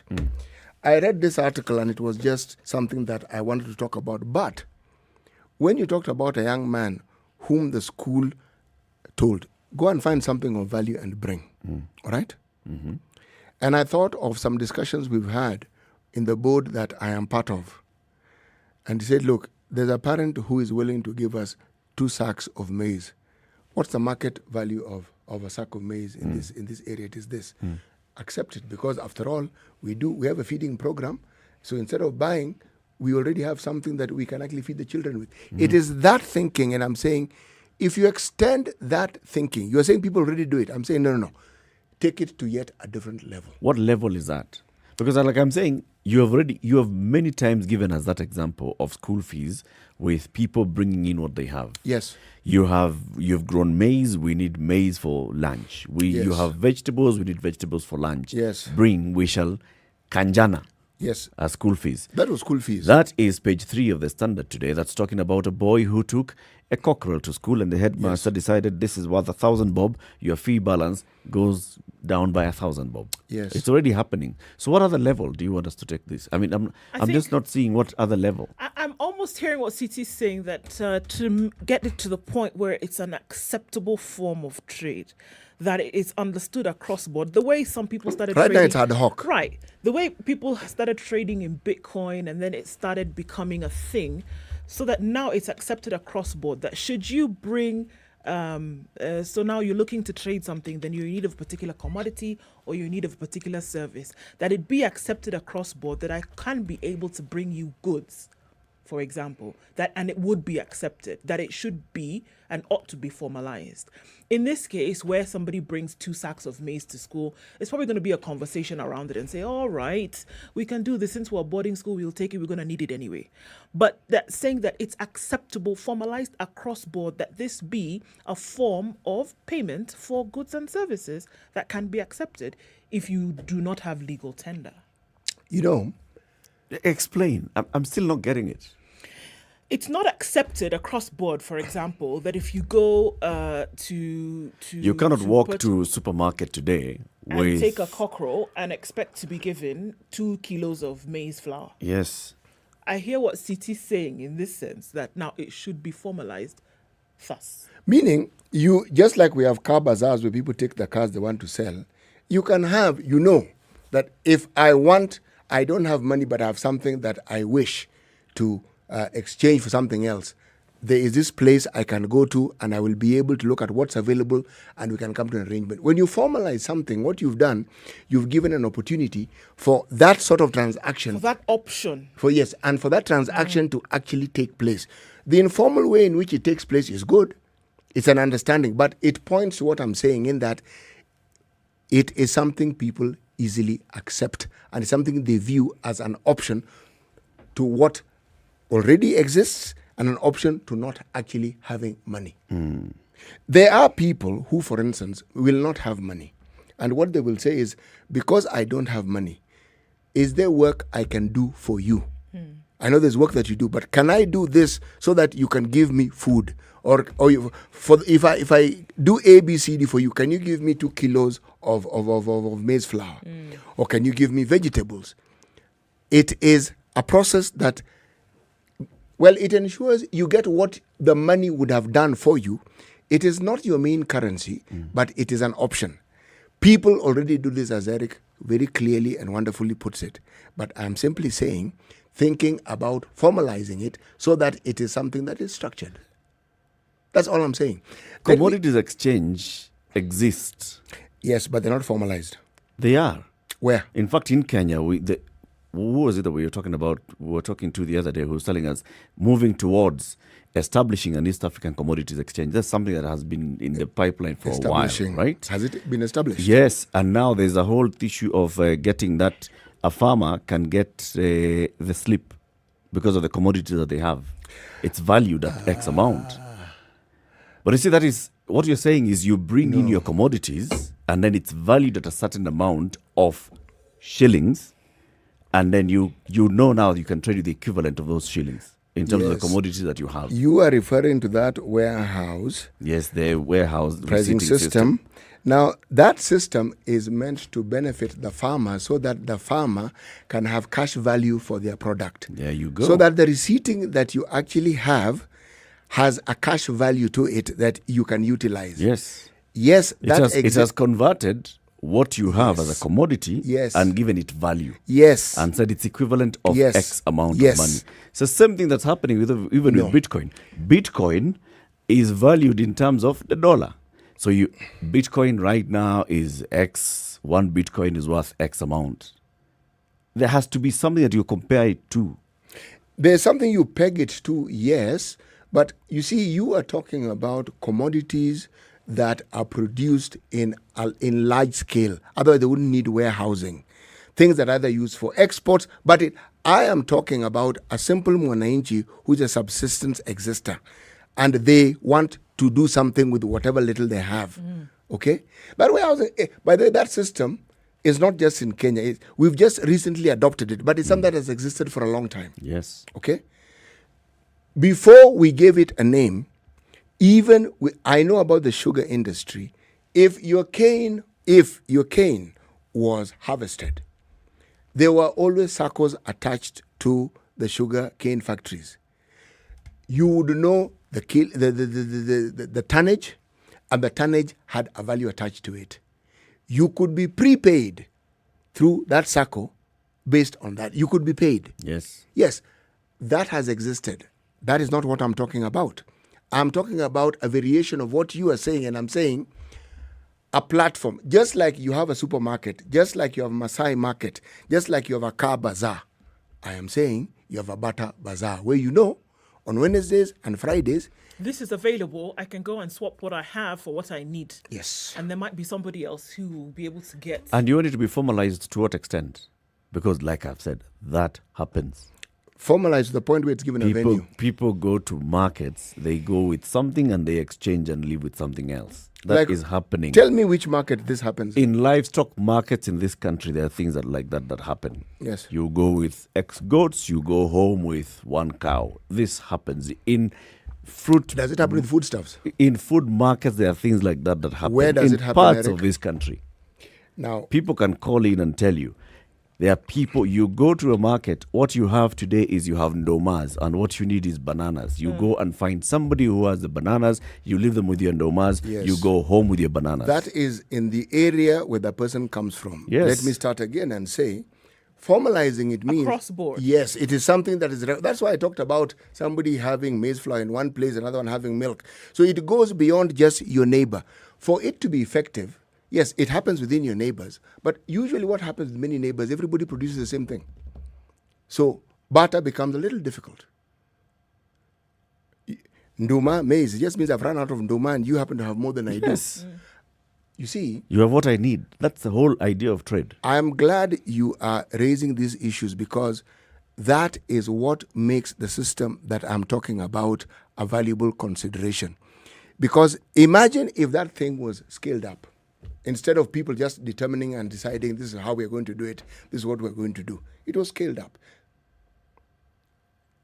A lot more people would be able to benefit from a system such as that one, far more than they actually do now. I'm hearing you. What I'm just wondering is Oh, this formalization, because I've been saying what you're saying happens. So what more do you want? You want Marikiti? You want like the city county of Nairobi to set up Yes. a commodities Every county- market yes. every where county the only government to set up a thing that butter. happens here is there's no cash exchange. Yes. It's goods exchange. Yes. Every county to set I up a think barter you- system. Yes, you on a particular day. You have got it so very well. So that in addition to exchanging your cows for the ndumas and your goats, all these markets, remember, it's a colonial legacy. Market day. Every part of this country has a market day, and it is known. And what he says is absolutely correct. There's a market day where you know it's livestock. There's a market day when you know there's all this. All I am saying is that expand it. So you know, those market days, we tend to buy things also with cash. yes. So no cash. This is what you do. Benefit Meaning, being what? the Benefit that those people who don't have cash, can get what they need. Yes. You can actually get something you need But you without, have something, you without have your- necessarily having cash. Yeah, you have your little farm there. You've been able to harvest a bag of maize, and here you are. You need vegetables on said day, or you need something else in the house. So you know that a day will come where I can actually go and officially, formally trade this, and somebody will be accepting of it, and will be able to give me something else. You know, there's a livestock market near my place called Kipsitet. Now, once you buy whatever you want to buy, let's say you buy cows, there are people whose job is to walk that cow, to your that's what they do. Okay? Now, They provide transport services. yes, but they walk it. Okay? They ask you, say, yeah, we know. It'll arrive and believe me, the time they say the cows will arrive, they'll arrive. You've paid, you just go. Yeah. Okay? Now, the trust element, the same trust element that we have with the fiduciary issue, the note, this piece of paper we call money, is the same trust element in that place. You know that cow will, or those cows, or the goat, the sheep will arrive. Yes. Now, I am saying, I see it working, you pay money. Now, imagine if that person needed, say, for instance, clothes. So you give them the money, they'll go and buy the They clothes. don't have the money. That's the point. That's it. You are the one who has the money. No, but you don't need that thing. This person Yes. who doesn't have the money needs a particular service or a particular good. So we're saying on a certain day, you know what your needs are. So you're going to this place, and then you'll be able to pick up something that you know you have a need for You which guys you are don't going have cash. so far around. Look, you have a shirt that you want to sell, right? I have a stool that I want to buy or I want to sell. You need the stool, I need the shirt. I'll go to a market and sell my stool. You'll go and buy the stool, I'll buy the shirt. The point is that you But don't the have thing the is, cash. there's a way in which we have standardized this, pay the money. Yes. The value And of you're my assuming- stool, you're assuming the that value people have of the my cash. Yes. The point is that they don't have the cash. yes, But so they need sell something. what They they need have, something. Look, Eric, and that's where the We are money both- comes in as an we intermediary. are both going round It's in an circles. intermediary currency. You sell, you get this thing that is equivalent, that is universally recognized. You have come with a shilling, I have my shilling. You have sold what you need. The person that you're selling the shirt to wants a shirt. You are assuming that everybody You get who wants the money. something has the Has the money. money. Yes. That's what you're assuming. The No, currency, this everybody cash who is what has they don't everybody who wants something has something to give away. Yes, Yeah, and so to you sell. just saying- you And just that's saying go and exactly what I'm sell. saying.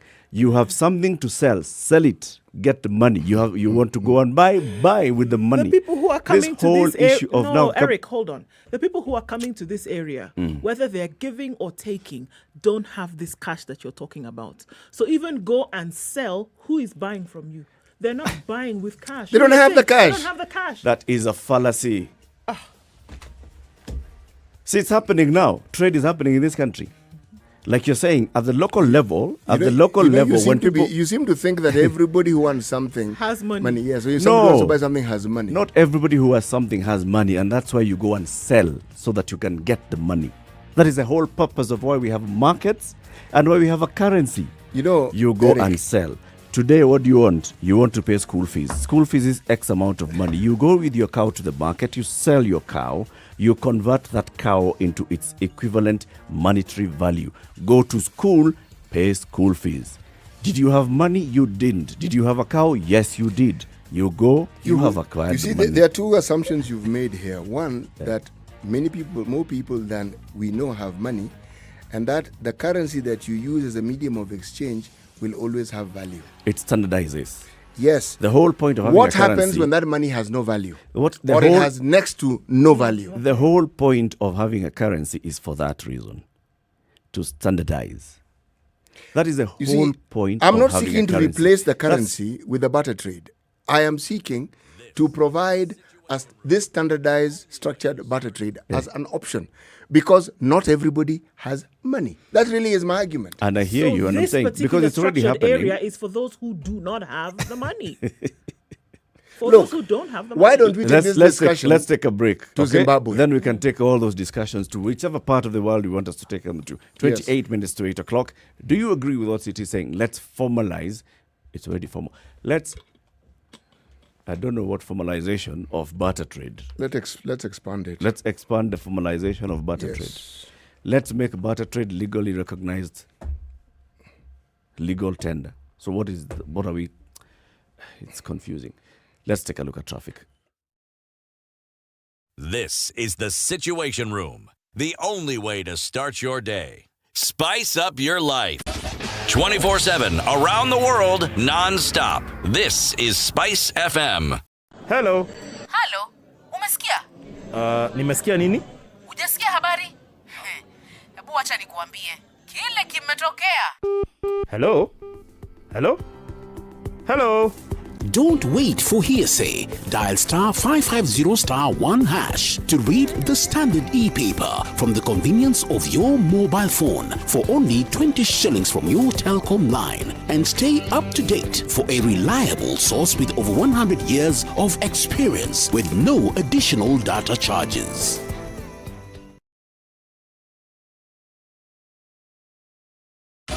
"24/7, around the world, non-stop. This is Spice FM.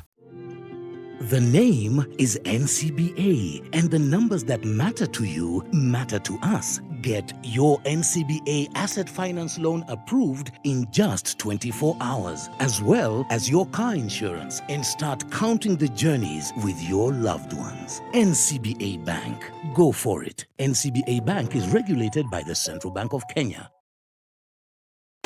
As the Kenyans are roared into the home straight here. 4 Kenyan queens have lit up this balmy Bahamian night. It's where the rivalry is unmatched, where the soul meets the track, where the great are distinguished from the good. An arena where the records are broken. A new world record. It's not just been beaten, it's been obliterated. A stage where the legends are born. For Team Kenya, the Olympics is more than just a sport. It is our tradition. It's an event that has put Kenya on the roadmap.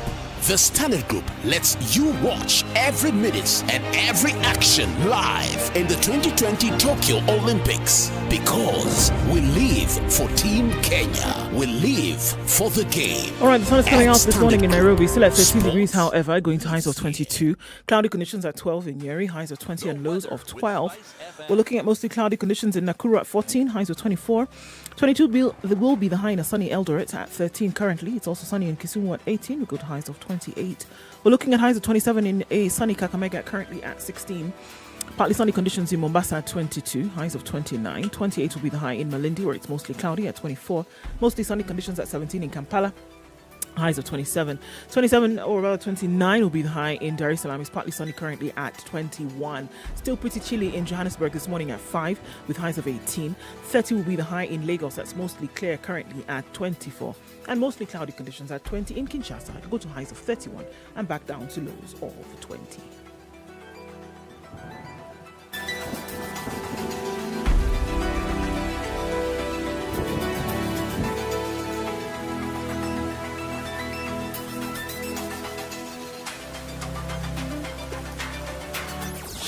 Spice and everything nice.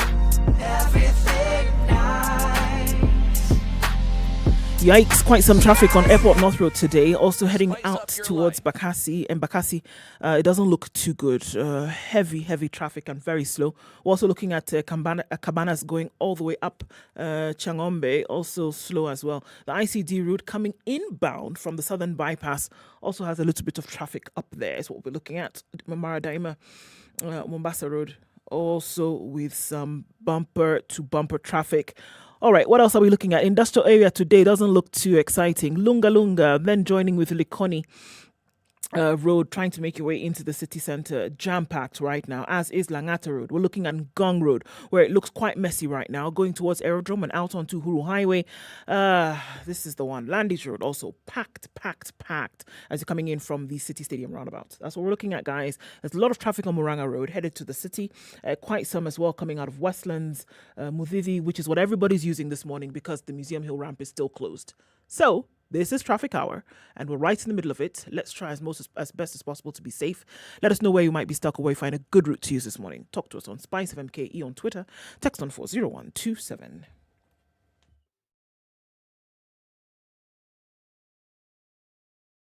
Spice and everything nice. All right. Spice FM. Spice up your life. Mature, intelligent talk every morning. Spice up yourself.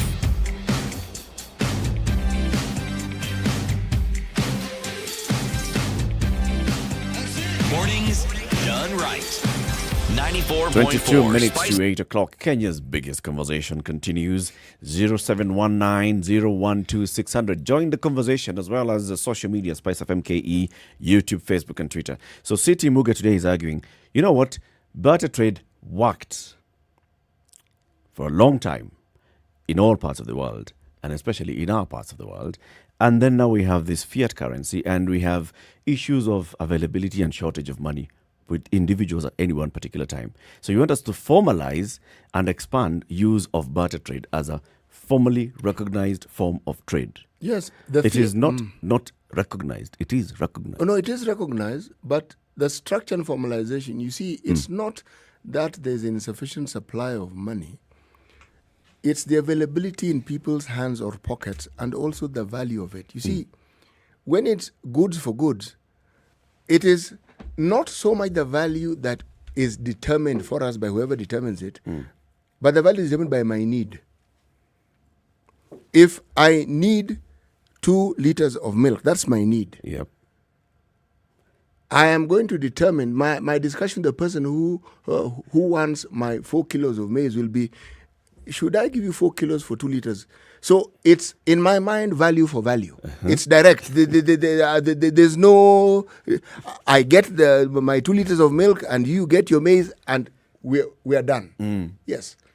And I'm saying that, you see, the argument seems to suppose that people who have money or the use of money will not be accepted. I am saying an alternative. A barter market, if it's to be viable, cannot exclude currency. What it does, it allows you the opportunity that actually formally doesn't exist to the degree that I want it to exist. That's all it does. So you have all these options are available to you. You go knowing this, I have an opportunity to take this pair of shoe of mine, which is 3 years old, and I may get somebody who actually has a pair of jeans that I may want. That is the thought. I think what you're looking at beyond, and if you can take it up a notch, CT, because this whole, I think there's this whole fear of going back into a very traditional society. I think what we're looking at now is total inclusion of everybody in society at whatever economic strata you found yourself in. So that you can be included in the run-of-the-mill buying and selling, you can be included in trading, that you can have your needs met. You're not excluded because You're you not don't excluded because you don't have this. Yes. So I think what we are looking at now, if, in a broader term, as opposed to just sticking to barter, what we are looking at now is economic inclusion for all, and that's what we should actually be striving for. That everybody is included in this process of being able to get and give whatever it is that you have or do not have in this case. And I think that is where a lot of governments strive to go to for their people, to say that at whatever level you are at, you can participate economically. And you know and how I think governments that is what do that? we ought to be striving for. Governments to will say do that that. you will not be left out when it comes to this economic activity. Governments will do that by coming up with a standardized currency, the fiat currency.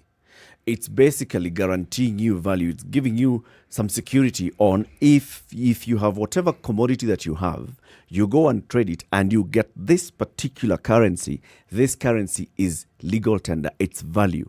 It's a store of your wealth. Actually, that's what they tell you. If we are pushing more and saying, go and each of you individually determine how much of this is worth. That's what happens in a market. That's why it's called a free market economy. You go with your cow, you are the one who determines, my cow is worth 10,000 bob, 20,000 bob, 15,000 bob. I'm going to sell it at 15,000 shillings. All right? But then you get something in exchange that you can use for whatever other needs that you have. You can sell off your cow and go and buy unga, buy salt, buy kiberiti, buy mafutata, buy clothes, buy socks, buy many things. As opposed to you go and take this one cow, and the one person that is willing to give you don't have everything that you need. They won't. And even if they give you the So money, you- the money doesn't always buy everything that you need. Yeah, but I at mean, least, it's the same it gives you situation. it gives you that opportunity to be able to It gives you options. to buy other things. Yes, it does. When Mali persons come, Mali, they're walking around with buckets, with what? With what? Yes. It's barter. It's exchange. Eric, it is true what you're saying, but there's something you fail to. I don't think you fail to appreciate. You do know it and you do appreciate it because you understand the workings of a fiat. Something called value. Something that in a country like ours, the government can't guarantee you. They can't guarantee the value of that thing. And we see it every day.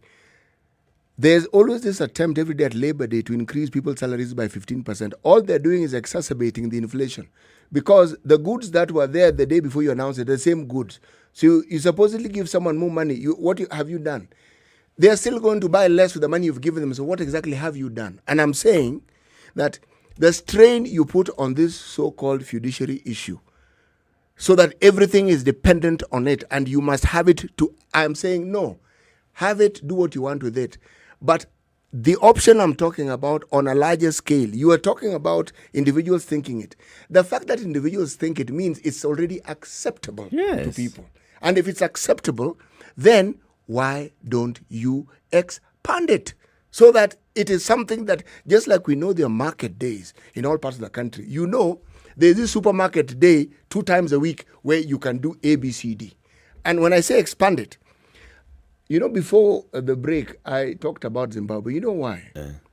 Because this same issue of the fiduciary issue being what it's supposed to be and what it's supposed to do, the story of Zimbabwe illustrates how it can fail to do the very things it's supposed to do. Simply because it's in abundance, but the goods that it's supposed to buy aren't in equal abundance. So to be able to actually trade with it, you can, DRC did the same thing. You can change the currency so that you even have, whereas we have a 10 shilling, what's the smallest currency we have in note form? In note form? In note form, 50 shillings. 50 shillings. They can have 1 million francs, but it's going to buy you the equivalent of 5 shillings worth. What am I saying? I'm saying the fiduciary issue is an important tool, but you know why it works? Because we trust it to work. Yes. In the absence of the faith in it working, it is valueless. It's just a piece of paper. Yes. But the things it's supposed to buy for you always have value. Always have value. And you'll determine that value, right, at the point of trade. Yes. In many free markets. I don't want to walk around with a wheelbarrow full of money because our currency has been devalued when I know very well what I want are 2 goats and a sheep, and I can get the 2 goats and the sheep. And you can still do that. Without the wheelbarrow full of money. Yes. It still happens. Even today, you do not want to walk around with cash. You can still trade. We're talking about the commodities exchanges. That's what they do. You know you have 100 acres of maize and you are going to get X number of tons out of it and you start trading. You don't have to carry. You don't have to. Eric. So what I'm saying is, what you're saying in terms of barter trade already exists. No. I'm not getting the value of saying this expansion. Who do you want to expand? Do you want central banks to say, in addition to this, do you want governments to say we are therefore going to open barter markets? How if people wanted to expand, they expand it.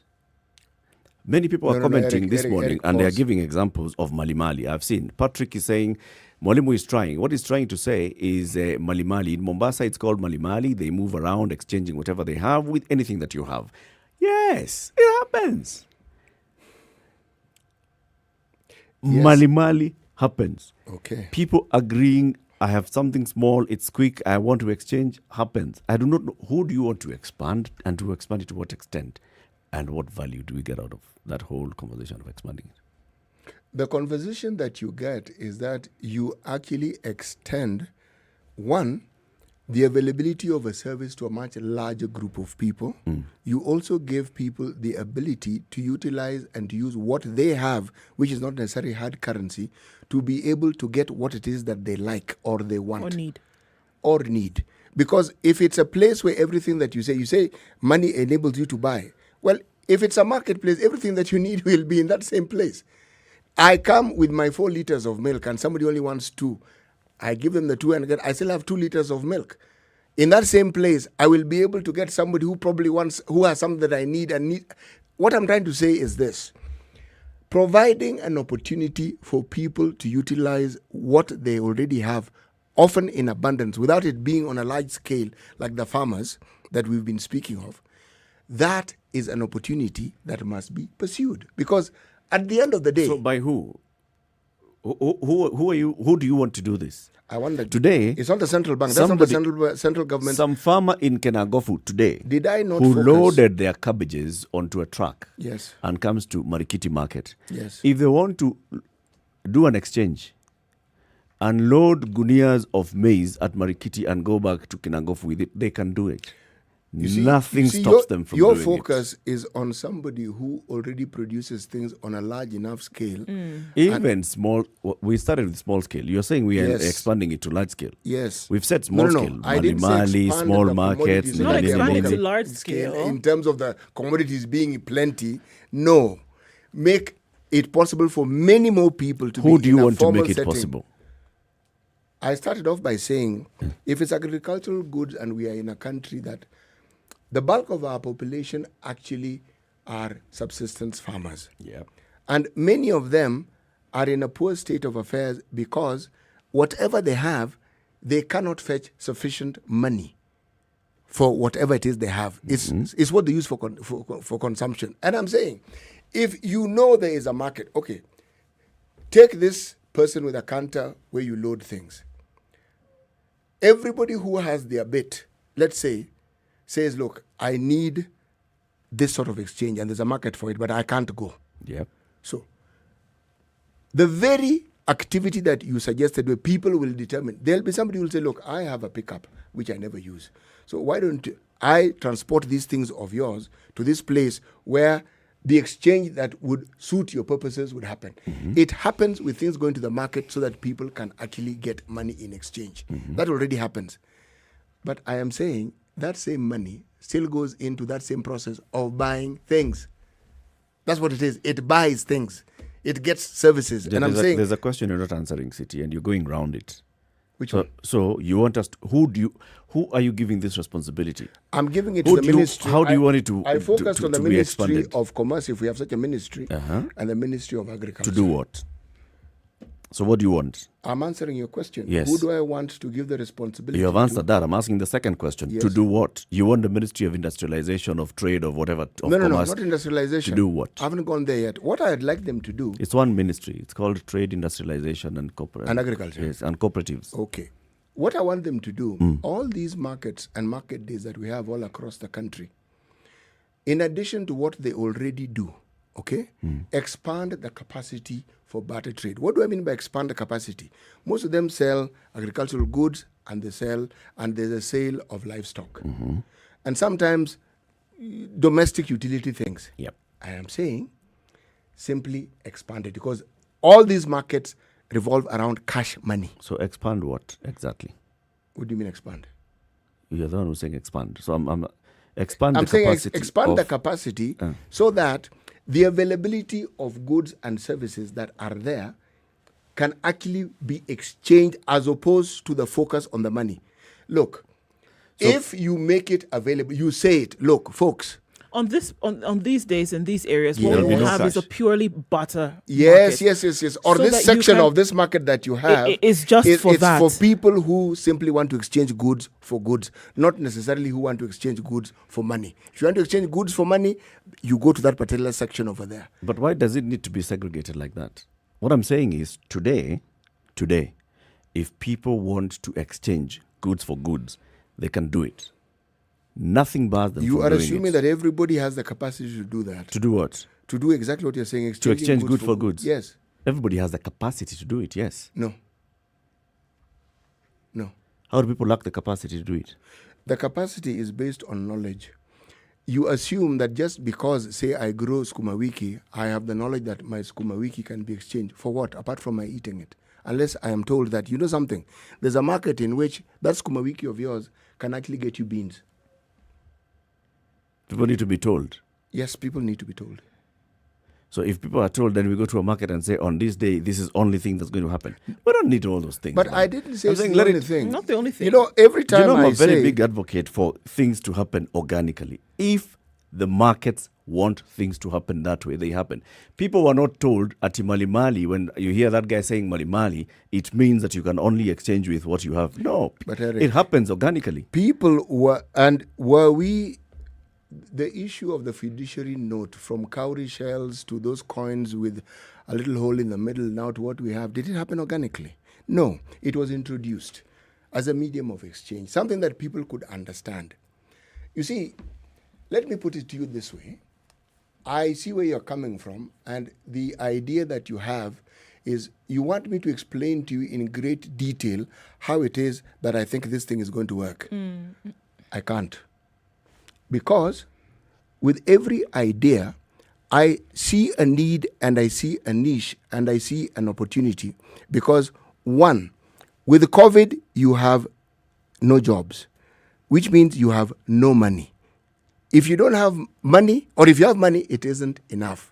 And yet, there are people who still produce goods and services. The stories we keep hearing around us are stories of people not having enough money. Now, if there isn't enough money, what else do you do if you want to get what it is that you want to get? That is where the idea that I have comes in. You're saying, fine, I don't have enough money, but what else can I do? Yes. So that I can achieve the same goal. Yes.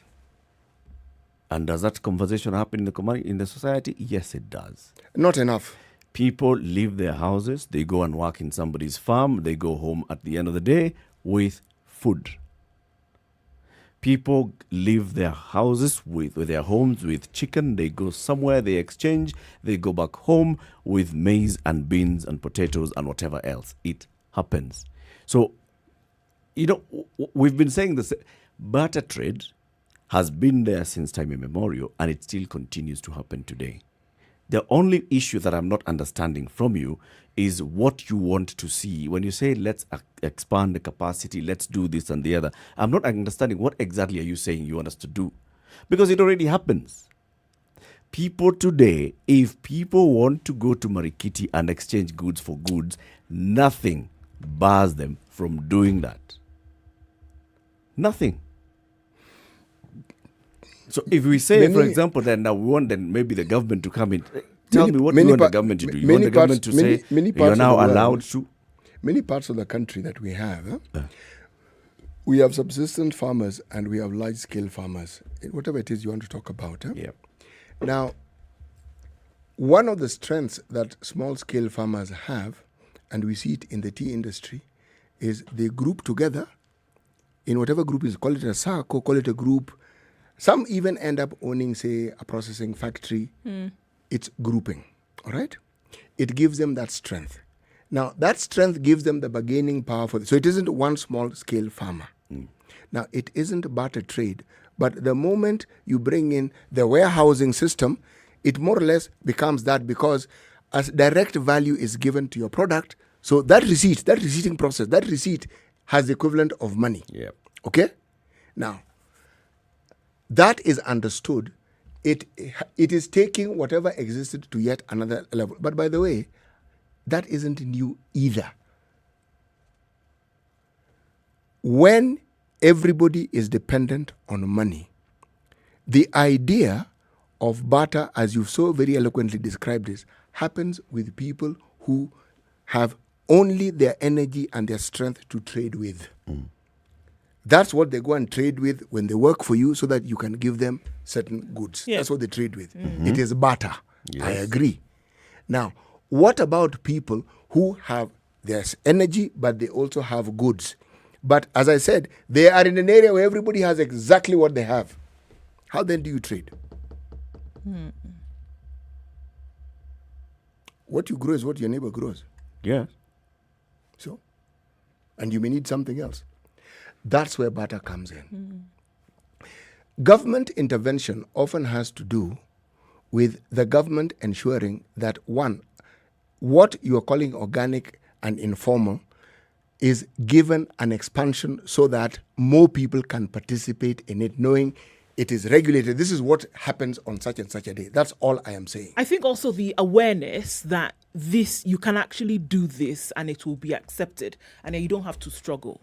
I think also the awareness that, all right, there's a certain place that I can go to in the event that I don't have. And I think making it formal is what now this advocacy is for. To say, make that formal. Make it so that it is known that there is an area. For example, for other solutions that are given for other issues, you have a problem here, you know that this is where you can go.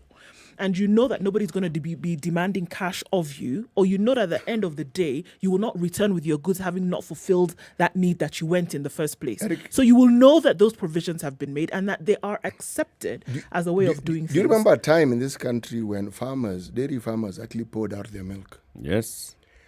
Were we saying at that point in time that there were no parts of this country where that milk could have been useful? No. Now, that's where the butter issue, if it's expanded, would come in. But the way our thinking is, you can't sell it through the normal sources.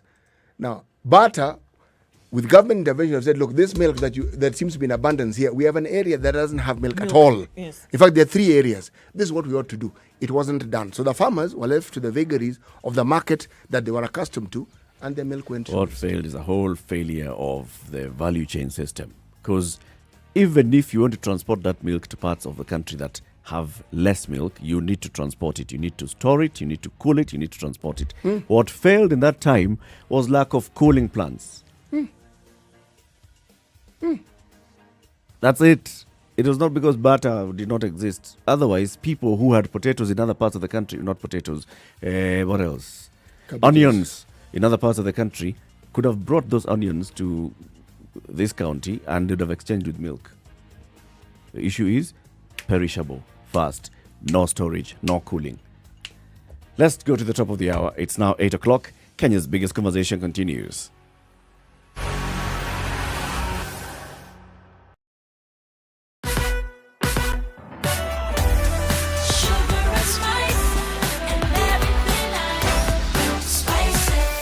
Spice up your life.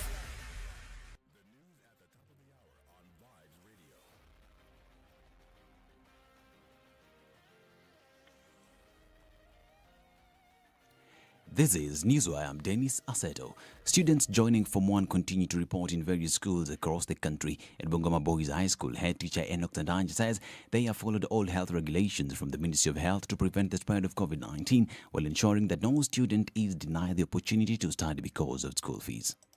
Kwamba wazazi hawakai kwa laini sana, waenda haraka haraka. Kwa hivyo nasukuma wale ambao wanafanya registration, watu wa security hapo, na pia walimu kutoka meza moja hadi nyingine. Wale ambao wako na shida ya karo ama wale ambao wako na shida yoyote, na ishughulikia mimi mwenyewe. Kama mzazi wako na shida, naandika kwamba wamsikilize na apite through the process. Kwamba kama akisema kwa mfano atalipa fees next week, naandika tarehe, alafu mtoto anapita through the process bila shida yoyote. Meanwhile, education in Laikipia County continued to be interfered with due to insecurity occasioned by livestock theft. Parents have been forced to withdraw their children from schools in the area following attacks that left 2 people dead, among them an army officer. 39 entertainment joints in Makueni County will be closed and the operation licenses revoked for non-compliance with the COVID-19 protocols. County Commissioner Mohamed Malim said he received complaints from residents and traders that some bars are violating the protocols put in place by the Health Ministry. Mabaa 39 bali na serikali kutoa agizo na utaratibu na wakaelezewa katika hizo mikutano, hatuoni kama wanaitikia kutii na kufuata hayo masharti. Mahali popote kunauzwa pombe, tumesema ikifika saa 1 jioni iwe imefungwa, na nashukuru wengi wameweza kufuata hiyo agizo na wameheshimu utaratibu ile agizo ya Mheshimiwa Rais na ya Ministry of Health, lakini hawa 39. While Kenyans are determined to adhere to COVID-19 protocols, seems like the same does not apply to the political class who have on numerous occasions violated the directives. ODM leader Raila Odinga has since Friday been leading rallies in various counties, and yesterday he attended the funeral of Jane Bosire, the wife of ODM treasurer Timothy Bosire in Kisii County, a ceremony that was conducted as though there was no COVID-19 protocols. This is not the first time that political leaders and those eyeing various seats are violating the COVID-19 protocols. But why does it seem like the law is being applied selectively? Why is it that an ordinary citizen gets arrested and in some instances excessive force meted on them for violating COVID-19 protocols, but politicians get to walk away? The laws in place are to be followed and respected by all. Therefore, security agencies must make sure that this happens irrespective of status, because COVID-19 knows no status. It should be noted that COVID-19 numbers keep soaring, and as a result, we keep losing many to the disease. Currently, our positivity rate is at 12.5%. This is Newswire. I'm Dennis Aseto.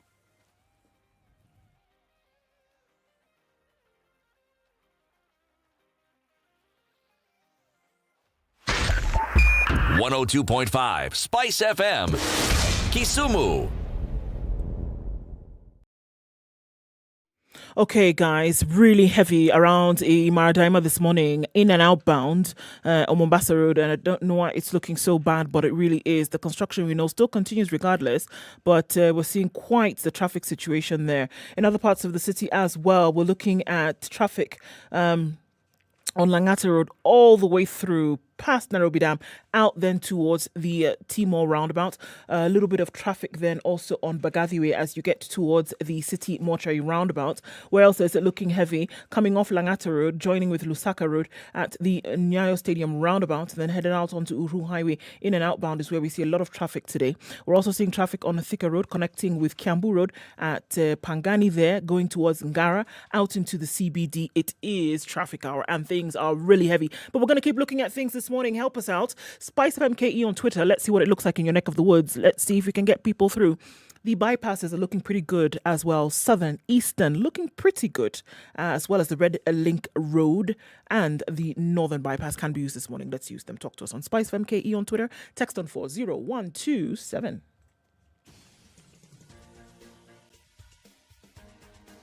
This is the Situation Room, the home of hard-hitting political commentary and penetrating insights about the state of the nation. This is a talk radio experience like no other. The Situation Room, a place for hard truths, debates, and elevated conversations. The Situation Room, witty, political, engaging, deep, controversial. In the room, we have C.T. Muga, researcher, academic, seasoned political observer, a fountain of wisdom in these politically uncertain times. Ndu Oko, Nigerian by birth, Kenyan by choice, communications expert, Pan-Africanist, a truth seeker and believer in people power, and Eric Latif, agent provocateur, the man in the chair, seasoned journalist, news hound, a man who believes in punching up, not down.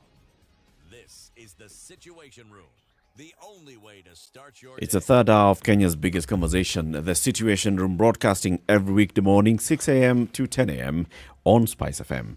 I've seen somebody asking, what's the frequency in Kisumu? 87.9 is Mombasa, 102.5 is Kisumu, 96.0 Nakuru, Eldoret 96.7, 90.9 in Nyeri, Malindi 97.7, and Nairobi 94.4. We also live stream the show on SpiceFM KE, YouTube, Facebook, Twitter, and our website www.spicefm.co.ke. CT Muga, the day's proverb. The boundaries of the village are the elders. The boundaries of the village are the elders. You said this is from which country?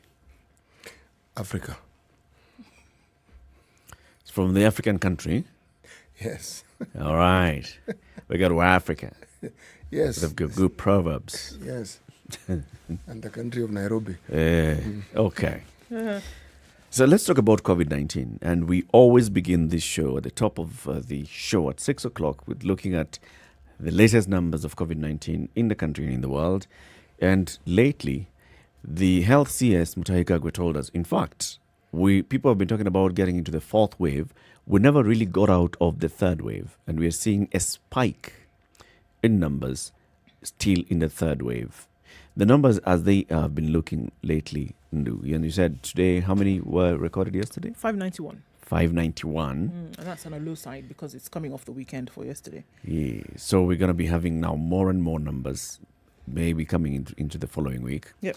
The health CS has already cautioned and said, look, Today, as we stand, you may be required to go to a hospital. In Nairobi, you'll find it difficult getting a bed. If you need to be admitted to a health facility in Nairobi, you may have difficulty accessing a bed in ICU or HDU or even in an ordinary COVID-19 ward. Why? Because we have seen a surge in the number of cases, a surge in the number of cases that require hospitalization. So the government has just been coming out, and what the health CS was saying is, look guys, we need to up our game in terms of making sure that we observe the measures, making sure that we do what we need to do. Let's expand this conversation by speaking to the government. And joining us from the government is the Principal Secretary in the State Department of Broadcasting and Telecommunication, Esther Koimet. She joins us via video link. Good morning, Madam PS. Good morning, Eric, and thank you for having me. Asante sana. Welcome to the Situation Room. Would have loved to have you here, so we give you a hot seat. You enjoy a bit of warmth. I'm sure it's very cold out there. I'd have loved that. Yeah, it's not too cold, actually. Okay. Yeah. Now, the numbers as we see rising bring into the fore the reason why we're having you in on the show today is so we need to enhance the communication around COVID-19, around the spread of COVID-19, and around what we all need to do. So from government point of view, is it that people have forgotten the information?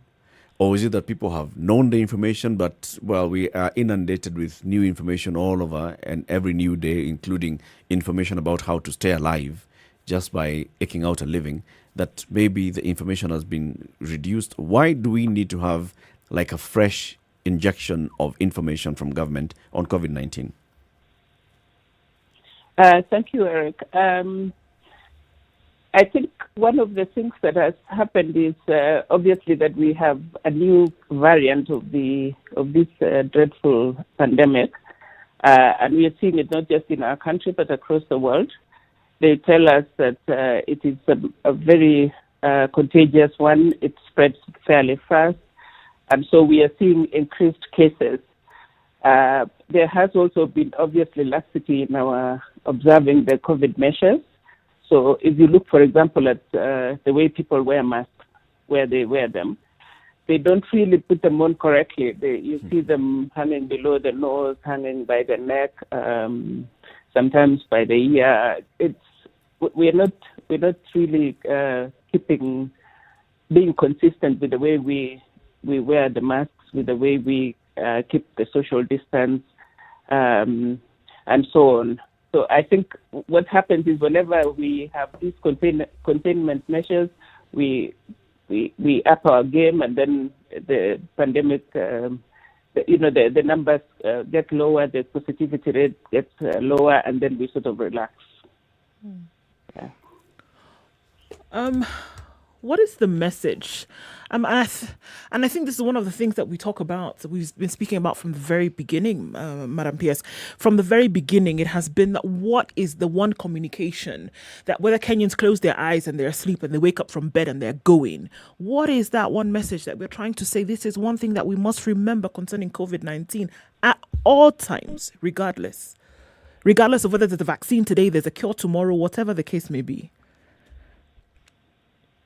I think the message is that there is a pandemic around, and each one of us needs to protect themselves. It's personal responsibility, because when you're in that hospital bed, when you're in that ICU bed, you're alone, and you're battling the disease by yourself. The government is not there, the police is not there to enforce the measures for you.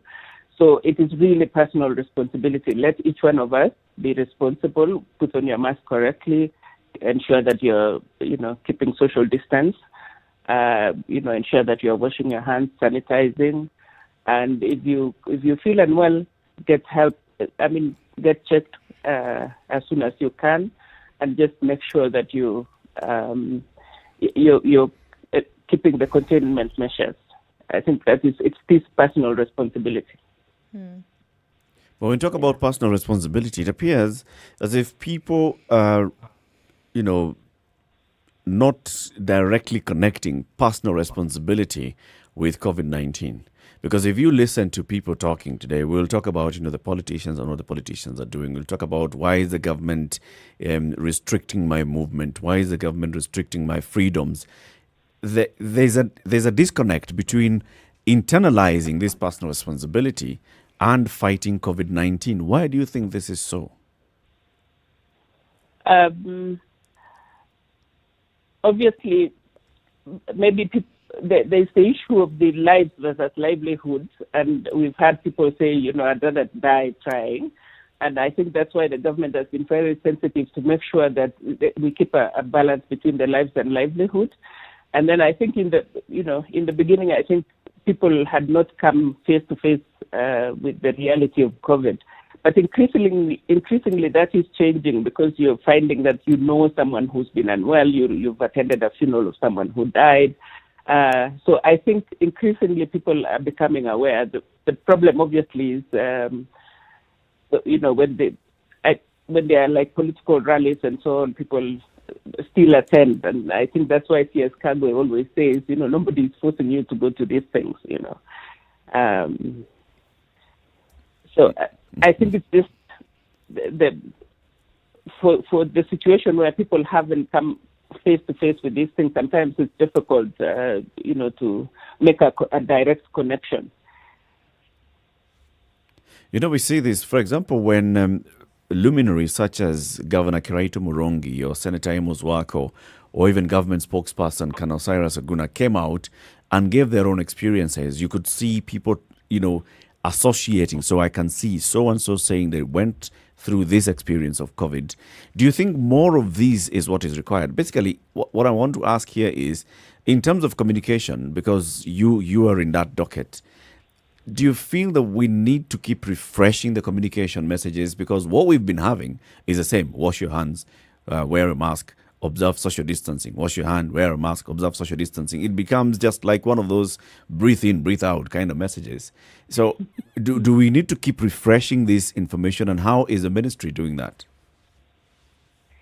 Yes, we need to keep refreshing the information, and part of what we are doing now, and you're going to see a lot of government people, we are currently doing the principal secretaries coming out and having refreshing the message. We are seeing a lot of medical people. So if you look at people like Dr. Gitahi Getinji, if you look at, there are a number of measures, and you see a lot of medical people, you see government people, you see people who have had the disease, you see visits to hospitals, just to make people see what this disease really is. So we just have to keep reinforcing the message. And as I said, the message is also getting reinforced by people coming face to face with the disease, knowing someone who has been affected, knowing a family that has been impacted because, there has been deaths. And even when you go to the village now, at least when I go up country, people talk about it and people know that it's within them. One of the things that has been said over and over is that the efforts that are made by the ministry that you work in are negated by the political actors we have in the country because they don't seem to comply by these rules. And what do I mean? I mean, if politicians know that when they visit, and I'm talking about the topmost politicians in this country, if you go to a public place, people will gather around you. If you attend a function, we know people will gather around you. And yet, they even go to the extent of having public meetings. So, these are major influencers in the country. So, if you look at the communication that your ministry is putting across, and if you look at the activities of our political class, I mean, do you really honestly think, madam, that we are actually going to make any headway? Because the influence of the politicians sometimes seems to surpass the efforts that your ministry is making. I think this message is for all of us. The politicians, our political leaders, the ordinary monarchy, and all of us, because as you said, they have also been affected. I mean, Governor Giraitu came out and talked about it. As you said, Senator Wako has come about. So it affects all of us, and the message is for all of us. And if you look at even the measures, it bans these public rallies. So we just hope that they themselves also show leadership in this particular area. But you've heard Senator C.S. Kagwe say that we have to be personally responsible. So just don't attend these meetings. I know it's easier said than done. But because it is true, I mean, when you look at these political rallies, people are screaming, and then you can just imagine how the virus is spreading. Yep. And then they are completely on top of each other, so there's no social distance. So really our appeal also to the politicians is let's all work together, let's all show leadership, and let's help ourselves and our people to fight this disease. This space of conversation is actually dominated by these same people, politicians. They talk more than everybody else. There's always something, and we in the media don't help because we help publicize these things that they keep saying, irrespective of whether they seem important or not. However, the dominance of this space, unfortunately, has dire consequences in the situation that we find ourselves in. Now, this, I think, goes probably beyond the ministry that you work in, Madam PS. And I am asking this question, knowing full well that I'm asking you a question that may be beyond your docket, but I'm going to ask it anyway. Certainly, the instruments of power that the government has should enable the government to put a halt to some of these things we keep talking about. The question I'm asking is beyond communication. Why is the government not just putting these things to a halt?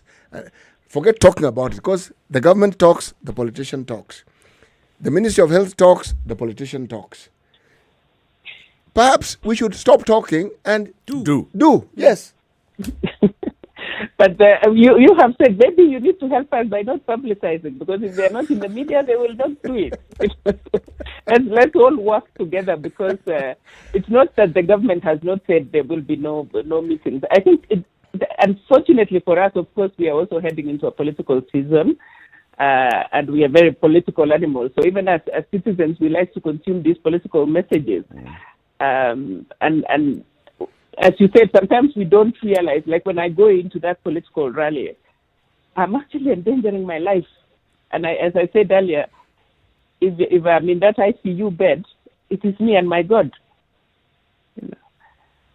So let's just all work together. Comes back to personal responsibility. We have talked about this. We have talked about this a number of times on this show, and we ask ourselves, is it that the people have lost trust in their government such that you decide, well, I will live the way I want to live, I will die if I die, I will survive if I survive, but the whole thing, the government is one noise-making entity out there that is trying to interfere with my life, and I'll not bother with it because anyway, it doesn't help me. And I'm asking this because look at this from this context. When cases of COVID were first announced in the country, we heard from very many people around the country who were saying, COVID what? The government needed money. We have heard that they got money. We have also seen the government throughout this time in the attempts at doing something, attempts at saying we are increasing the capacity of our healthcare facilities, attempts at saying we are increasing the number of beds, attempts at even putting them up. And what comes out of it is scandal after scandal. Scandal at KEMSA. Scandal at the other day, it was a Mbagathi facility, which there's a huge tent, which is supposed to be a COVID facility, but there's nobody who's been admitted there because it's not operational.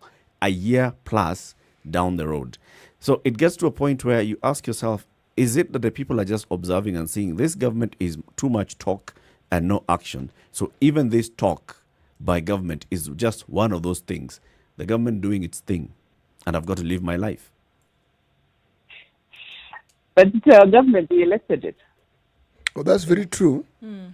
So and we have a chance next year again at these people and Madam PS, But for now, between now and next we year. have to be alive to be able to make those decisions. Again, this really is not in the space that you oversee, but how many bodies must pile up before we actually realize that These things are a bit serious. yes, but anyway, forget the bodies piling up. Let me ask this question. Huh? Yeah. Since your docket is communication, huh? Mm-hmm. Do we perhaps consider that the communication that we are putting across in and of itself is actually not effective? That we are saying things that are important, but people are not understanding it as they should? I think we need to always look at, are we being effective or are we not being effective? And we also need to get feedback from, the public and people like yourselves as to, are we being effective? And if we are not being effective, how best can we give the message? That's why we think, like the medical people who help us, Dr. Leo Zombajo,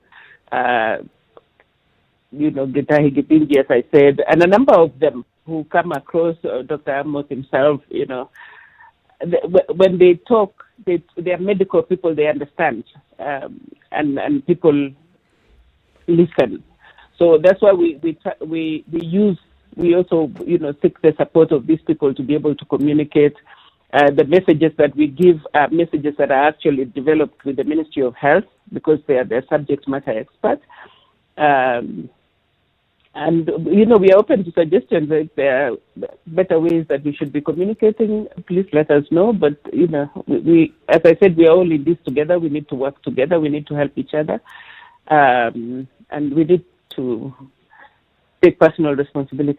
Please go ahead and do. I'm thinking, and even as we have messages that have been previously been passed by government, this would not be the first time that the government needed to send out a communication that then needed to be accepted or at least heard by the people. Because you're right, to have effective communication, there's the feedback channels also that must be opened for you to see if the message, went through its proper course.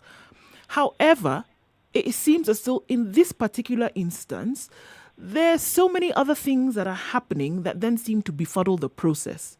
Because I think about messages that were sent from government, even though they were in partnerships with others during HIV. There are messages that come even most recently right now about polio vaccinations and things like that. There were messages that have come from government about the change of currency last year. There were messages about the census. There were messages about Huduma number. There were so many messages that seem to have been taken in by the people and then they now put the forward action. Why this seems to be so different, I really am having a problem understanding it. Is it that it caught up with everybody unawares and there was not enough planning to come up with a message that then people would accept? What would you see would have been the challenges why this particular messaging has not hit home in the way in which other messages from government have been accepted? So I think it's also the nature of the pandemic because we give messages and we also have actions that, like when we had containment measures, for example. So you give that message, you do containment measures, but then you have to enforce and people maybe have different experiences. There's impact on livelihoods, for example, and then you have a situation where those then get relaxed when the positivity rate comes down, and then you open up. So it sort of seems like because of the pandemic, it seems like a never-ending thing. You see, if you're doing currency, for example, you are implementing it as a time frame. You implement, you finish. If you're doing Huduma number, it's the same thing. Sure. If you're doing HIV, we've communicated for all those years, and it's a disease that's obviously different from this one. In the impact that it has. So I wouldn't get HIV from somebody sitting next to me. Whereas this one is just so disruptive that I think we are struggling, and a lot of people are struggling on the economic side. And so it's just like, as we said some earlier on, it's like, wash your hands, social distance, you wear your mask, wear it correctly. But so I don't know if it's the effectiveness of the message itself or the nature of the disease and the disruption that it has caused in our lives. I think you may have made history just a few minutes ago as being the first person with this message to having admitted that it's a struggle and that we're all struggling to get it out. So you may actually have been the first one to say that we're having a problem not really knowing how to do it. And I think that may be a good place to start, to say that we don't really know and all of us need to work on this thing together. Yeah, and we've done, we've had people going out into the communities across the 47 counties with public messaging. We use every opportunity that we have as public servants, the Ministry of the Interior through the Ngao system. We are actually out there talking about this disease, and that's why everybody has heard about it, has heard about wash your hands, social distance, all these things. So let's just keep working at it. Let's never lose hope, because look at the way the advanced countries are struggling. I was reading the other day about Israel now wanting to do a booster. Yeah. They had vaccinated all their people. They had relaxed the measures. Look at the U.S. They had said, look, if you are fully vaccinated, you can now go without a mask. Now they are saying mask up, So we are not the only ones. This is just a global pandemic, and it's affecting all of us. The Chinese model, the Chinese structure of dealing with this is something that many people who claim to be democratic-minded would actually frown upon and say they're interfering with people's rights and they're interfering with their democratic freedoms. And yet, if you look at human nature and the way we express ourselves, human beings are more given to doing what they think they want to do rather than what they've been told to do. So some of these things arguably will be beyond the Ministry of Health, will be the ministry that you, whose functions you oversee. But then the question that again I would like to ask, even as I'm asking myself, this isn't the first time we've had a situation such as this one that is truly threatening. HIV did something similar, but it wasn't widespread in the sense that it seems to be one particular part of the country, the western part of the country, seemed to have felt the brunt of it. Now, I'm giving this as an example because I worked in that field for a long time, and the thing that I found amazing was you'd find a village where all the adults had died, and when you followed it up, it was probably with the exception of a grandmother or a grandfather.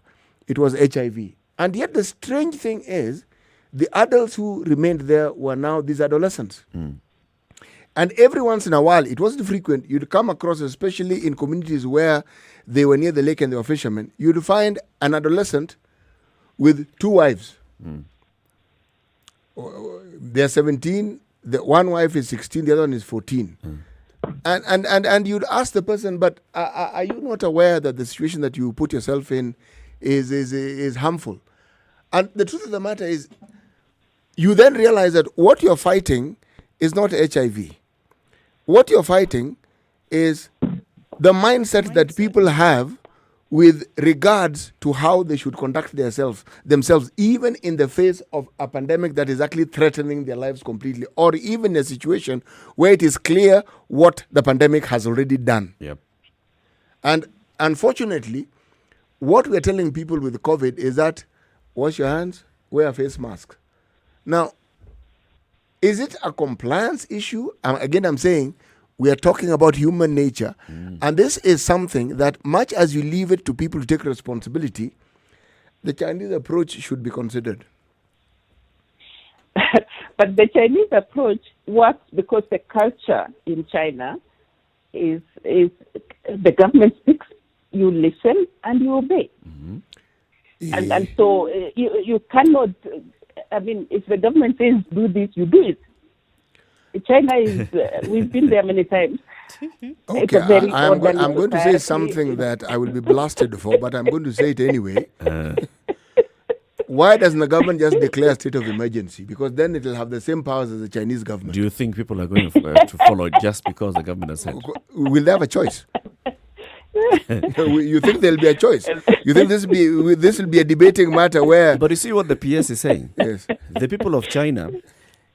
It's not that the government necessarily rolls out the tanks on the streets It doesn't to have enforce. Doesn't have Okay, to. they have gotten to a point where they have this relationship with the government. Government tells us what to do, and we do it. But there's the other side of it, because we trust that the government has our best interest at heart. Yes, and we've seen it and also. we've seen the government work. Yes. And that's where the issue also for me comes, Madam PS. Just like Ndu was saying, when the government tells us stay indoors on a certain day every 10 years and welcome strangers into your home and answer the questions that they ask you, we do that across the country. Nowhere are census enumerators chased away. They are welcomed into people's homes. They sit, they ask very personal questions, and we answer. In fact, the last time they were even telling us, weka kidole hapa, and we did it. They tell you to bring out your children and open their mouths line for up. vaccination. They tell us the same thing for polio vaccine. Bring a child, and we do it. Why? Because we are willing to comply with the government. Maybe the other issue is when the government tells us last year when the government said stay indoors, many people in the urban areas especially stayed indoors for first couple of weeks until they're like, okay, come on. So now what's going to happen? You feel like the government is not working hand in hand with you. I think that's where an issue is, Madam PS. Maybe Kenyans feel that, you know what, the government is telling me to do something. I'm willing to do it, but the government is not working hand in hand with me on this journey. But I am trying to see about the government working hand in hand with me. I think the real issue really is the economic impact of this thing, and the fact that some of the measures that are necessary in order to contain the spread of the virus impact on our livelihoods. Because if I am if I am somebody who needs to go out there to eke a living, I need to get out. Yep. And if I'm working in a construction site, for example, maybe there are many of us walking up and down. I'm carrying heavy things, maybe putting on a mask. I'm not breathing properly. So it's the practicality of the thing, which is why government was putting up those measures to support small businesses and so on, and which is why even now one of the best things would have just been to close restaurants, close all these places. But the government is aware that there is need to balance between the economic impact and the containing the disease, and that is where the issue of the personal responsibility is. Because if I'm a business person, I'm running a small restaurant, it is up to me. I should really make sure that now I'm ensuring that I have seating that is spaced out, that I am obeying all the standard operating procedures that are coming out of the Ministry of Health, Ministry of Industrialization, Ministry of Tourism, because these have been developed with stakeholders. So stakeholders have been called upon to come and work with the government and see how best to put in measures to ensure that we keep the economy running, that people's livelihoods are not really being impacted that badly. So it's just a balance. P.S. Esther Koimet, thank you very much for walking down this rabbit hole. Now that you're here, you see that whole issue of government working with you hand in hand? Government came out, for example, with these social protection measures. Yeah. Support the creative industry with X amount of money. Support the elderly with X amount of money. Support the youth with X amount of money. Support the hospitality sector with X amount of money. To date, we are still hearing complaints from those in the hospitality sector, from those in the creative industry, that they have never received the support that was supposed to have come to them from government. Those that the information that we see out there is how government has mismanaged some of the money that has actually been appropriated into helping people on COVID times. You see now what I'm talking about? People feeling the government is asking me to do something, but it's not working with me hand to do in it. hand.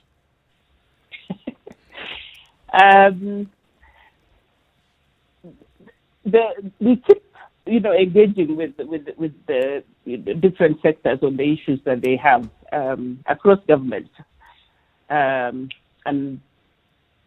resolving whatever issues are there. So, for example, on the creative sector, there's been a lot of conversation going on, even with the regulator, with the relevant committees in Parliament, with our ministry, to look at where the challenge really is.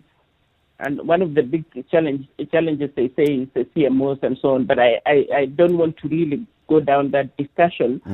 But just to say that we are conscious of some of the issues, because if it is CMOs and these are industry institutions and organizations, then we need to see how to make this work and revisit that.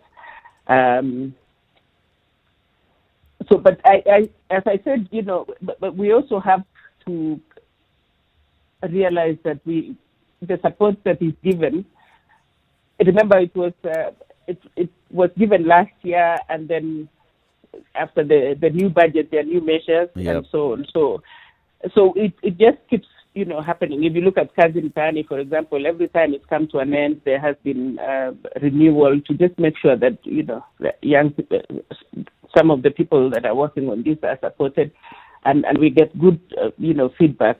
For example, I went on a tree planting exercise in Elgeyo Marakwet, and the local community there, they were very, very happy about it. The county had used these people to plant trees and to do, to clean up like the headquarters and so on. And they really said this should continue. So there are measures that have been put that are working. Part of the problem that we have is also we have a lot of I don't know what to call it. If you look at social media, there's also a lot of noise there. There's just to distinguish between what is real and what is not real on the ground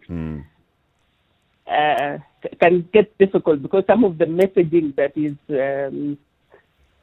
that's actually maybe not factually correct can be very loud. Yeah. We see it happen all the time.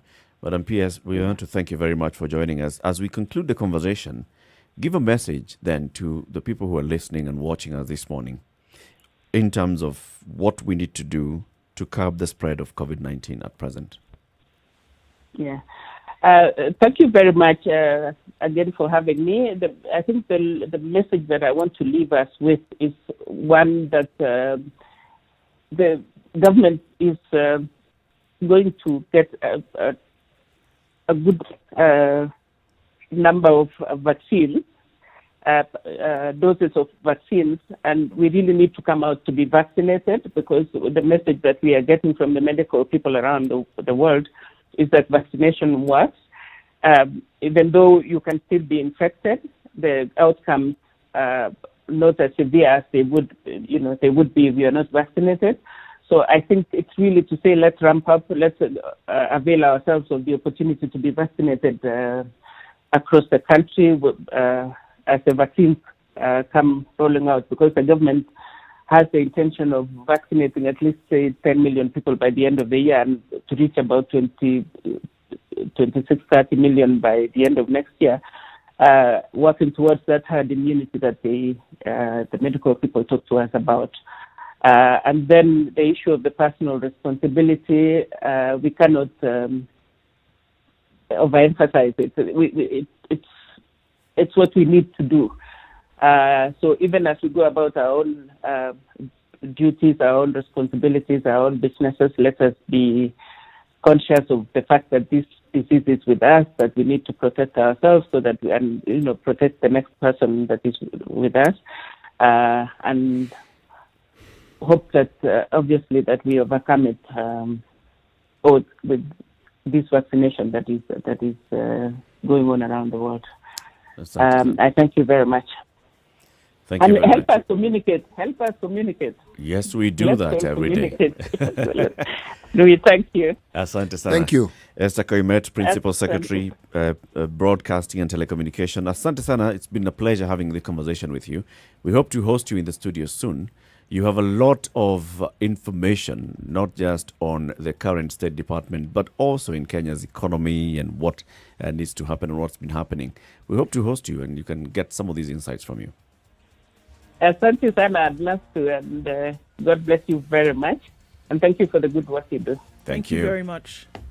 It's 18 minutes to 9 o'clock. Kenya's biggest conversation takes a quick break. We want to take a look at the traffic, how the roads are looking like now, and then we'll be back shortly. Remember, jobs.standardmedia.co.ke is a website that we need to check out jobs on a daily basis. It's run and curated by the Standard Group, so many organizations reach out to us. They place their jobs on this website. We have vetted them. We can have some certain degree of certainty that these jobs are real. Some of the jobs that have been advertised today, Ndu, there's a PE and sports teacher. There's an organization that's looking for a PE and sports teacher. There's also another one looking for community water sanitation and hygiene lead, lab systems strengthening lead, retention and community linkages lead. Many organizations have listed their jobs on jobs.standardmedia.co.ke. Check them out.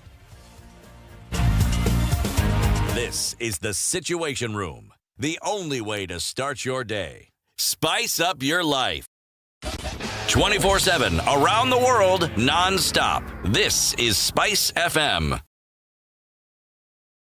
They are stealing every opportunity that you should have. They are stealing your health facilities. They are stealing all the progress that you planned for your child. They are stealing all the benefits that university students should have.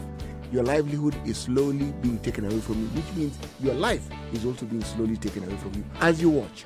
Cut through the noise and stay in the know by texting the word TSR to 22840 to receive these and more highlights and insights from the Situation Room directly to your mobile phone. Don't miss out on the latest from Kenya's biggest conversation. SMS TSR to 22840. Forgiveness is always conditional. Even before God, there's nothing like unconditional forgiveness. Government doesn't pay you pension until you retire. In fact, they have no money for you. The day you retire, they look for it. This country is punishing many young people. These young people are more susceptible to be deceived, to be taken advantage of, and they're more susceptible to be bought off. Let us also talk about where we want our country to go. You know, we are a population of very young people. We're in a state of capture. The judiciary is under duress. Parliament is in the pocket of the executive. You don't sit and wait for the regime to topple itself. It will never do so. By the way, let me tell you, these guys are so persuasive. I'm telling you, they can persuade you to sell your grandmother. I'm telling you, they can sell sand in the desert. Say, has anybody on this program said to you as a guest, say, "Oh, shut up, we don't want to be told what to do"? Has you ever that kind of... Has anybody been I will not listen. bit of advice? Because you're working on the premise that we should all pay heed to these proverbs. It's a very suspect notion. The weather with Spice FM. All right, partly sunny conditions in Nairobi this morning at 17, highs of 22 and lows of 13. 13 is what it is in Nyeri at cloudy conditions, highs of 20 and lows of 12. We'll see mostly cloudy conditions through Nakuru, 16, highs of 24 and lows of 13. 22 will be the high in Eldoret. It's sunny at 15 and sunny at 22 in Kisumu, highs of 28 and lows of 18. Sunny at 22 in Kakamega will go to highs of 27 today. 29 will be the high recorded in Mombasa. It's mostly sunny at 24. It's at 24 in Malindi as well, but it's cloudy, highs of 28. We'll see highs of 27 in Kampala, mostly sunny at 20 and partly sunny conditions at 23. In Dar es Salaam, highs of 29. 18 will be the high in Johannesburg, where it's sunny at 5 and mostly clear conditions in Lagos at 24, going to highs of 30 today. 31 will be the high in Kinshasa. At 21, it's mostly cloudy. Light rain at 30 in Beijing. That'll be the high for today, coming down to lows of 24. It's raining in Paris at 15, highs of 22 and lows of 13. Mostly cloudy conditions at 15 in London, highs of 21 and lows of 12. And finally, New York is coming early into Tuesday morning at 22. It'll go to highs of 26 during the day and lows of 20.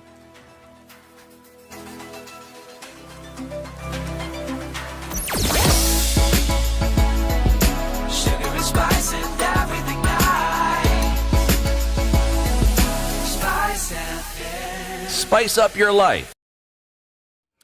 All right, still coming in hot and heavy around that Imara Daima area, Mombasa Road. Still lots of traffic in and outbound, and we'll see that for certain parts of the morning. As the construction continues, we expect such things to go on. Jogger Road, in some pockets here and there, as you join from the junction at Imbotella at Makadara, and then also getting to the roundabouts at the City Stadium, heading on to Landys Road. We still have that issue. Let's look into industrial area where there was an issue before. Still seems to be the case. Bunyala Road roundabout coming from Aerodrome Road is much better now as you head into the city. We're looking at still some traffic on Langata Road and still quite some on Gong Road as well. Coming out of Westlands, Muthui Road is red, and still on Thika Road. Survey is quite heavy as well through to the city. Let's look at it in a short while and see how that has changed. SpiceFM KE on Twitter, text on 40127. Sugar and spice and everything nice. Everything nice. Spice up your life. Mature, intelligent talk every morning. Spice up yourself.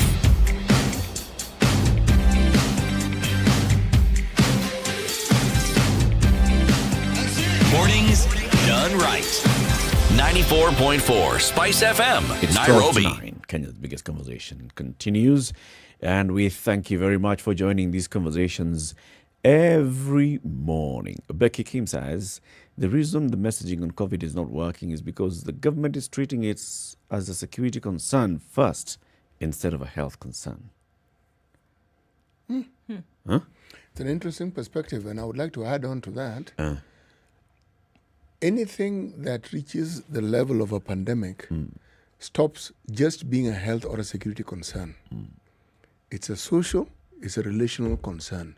So even as you message the health aspects of the disease and the security aspects of it, you seriously have to take into account and you have to consider how it is the very people you're trying to communicate to view this thing that you're talking about. Yes, you know it's a dangerous disease, it kills people, it does, that they get. But how do they relate to it, having gotten it? Because every one of us has a priority. There's a place we give for everything in our lives. For disease, for our children, for food, there's a place.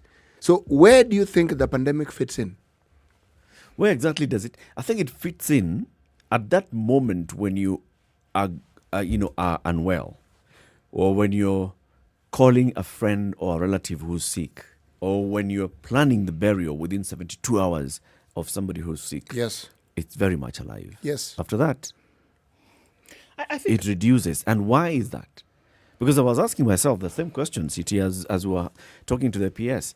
Look, right now, many people know somebody personally who has either had COVID or has died from COVID. Yes. There are more and more people who have even taken to social media to give their experience and saying, you guys, COVID is no joke. You guys, this is what I've gone through with COVID. But then, we just, at that point, you went, wow, pole bwana. Hey, pole. Quick recovery, man. Quick recovery. And then you go back to, next time you're walking into a place, you're not thinking, wash, sanitize. I think what we're dealing with here is latent mindsets. That from the onset of all of this, there was something that already crowded the minds of people, and I think that comes out more than anything else. Even if you see the danger clear, present in your face, the initial mindset of this COVID thing, especially because of the muddled messaging, is what is going to take a precedent over the reality that you face. And I think that's what we are dealing with here, because, like I said, HIV. We're looking at something like HIV, and the messaging that came out at the time that it did was very clear, and people picked it up. And why did that happen? Because there was nothing else that was competing. But at the same time, like you heard CT giving the examples of, yes, you have buried your own mother, your father, you're the one who's left taking care of your siblings, but you're still living as if HIV is somebody else's disease. There's something about human nature. And you are an orphan. You are barely 20. And here you are. You're marrying 2 wives. You're, living carefree. And this is what I'm saying. I think the mindset is, because if we're separating things now and talking about the messaging that has continually come out, I think the mindset is that it'll never happen to me. It'll never get close enough. And even when it actually does, it's still that it will never happen to me. And if it does happen to you, it'll never happen to me in the manner in which it has happened to someone else. You know, HIV had the added negativity of stigma because it was sex related and is thank you very much, sex related. And sex is not a subject that we as Kenyan Africans discuss in public very often. No, sex. No. You whisper about it. Even now, I'm wondering, why must you repeat that word so many times? No, I'm liking that you said Kenyan Africans as though they were Kenyan Europeans. But they are. I get it. I know. They are. I know. Yes. Kenyan Nigerians. They are. Yes. So long as this isn't discussed, it's not something that people are willing to talk about. And by the way, when I say people, I mean everybody. One of the biggest hindrances to propagating a correct message or understanding how to deal with it didn't have to do with people who were outside the healthcare system. No. Everyone. Some of the biggest hindrances to the messages we found were healthcare workers themselves, because they are, apart from the work that they do, they're just part of the citizenry. So the same thing that plagues those whom they care for are the same issues that plague them. Well, also, I think that, we're also dealing with a situation whereby at the very beginning of this thing, what do we hear? And I think when you look at communication channels that were open about COVID, is that it downplayed the seriousness of this disease quite some, right? With HIV, until folks were asked to stop it, some of the pictures that we saw, some of the images that we saw of people who suffered from the virus. Skin and bone. So that played a huge role, I think, in the minds of people. What did we hear about COVID? Nihoma too. By the way, do you know that messaging had a negative aspect to it? Because now, when the advent of ARVs had taken root, you find a very healthy person. They tell you about... I remember discussion having with someone... somebody whom I knew well telling me, the problem with this thing that you people are doing. Giving out ARVs. Some of these people whom we knew are sick are even looking better than they looked before they fell sick. So now better than us. So now we don't know. And I'm thinking, that convoluted thinking. No, it's not convoluted. That person is actually speaking facts as they see it and as they understand it. True. So the message here was, this is not something that you have a system and you stop. You never stop messaging. And you never stop innovating and coming up with ways that are based, or ways of prevention that are based on the understanding that the people you're dealing with have. Because if you don't take their understanding into account, you'll be talking to yourself. And you constantly will still be dealing with people who, yes, they've heard you. Yes. They understand exactly what you're saying, but they don't associate the danger. No. Today, talk about we hear these reports. Many young people, what is it that they are more concerned about? When it comes to going into using protection, it's not about HIV.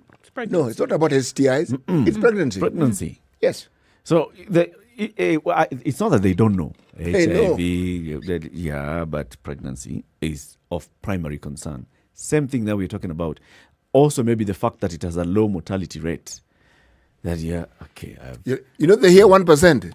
They do the maths. That thing's far from me. Yeah. 1%. We've buried so and so. Okay. But you've heard me tell the story of trying to explain certain preventative procedures like voluntary medical male circumcision. Yes. And you're saying, research has found that it can protect you up to 60%. And then you talk about post-exposure prophylaxis or pre-exposure prophylaxis, and you say, this one, from what we found with this particular drug, reduces the chances of HIV infection by 40%. The guy has done the arithmetic. 40, 60. Circumcision. Take both of them. May I get circumcised? My wife is on the 40%. 40 plus my 60. We're good. We are sorted out. And they're saying, no, it doesn't work like that. So... it's not something you stop doing. There is no day you have what we call the magic bullet. No. It's something you keep working on. You may pause to take a breath to regain your energy, but you never stop. And also, the Ministry of Health needs to take the social science department seriously. The usefulness of community health workers outstrips the use to which the ministry or the attention the ministry has given them.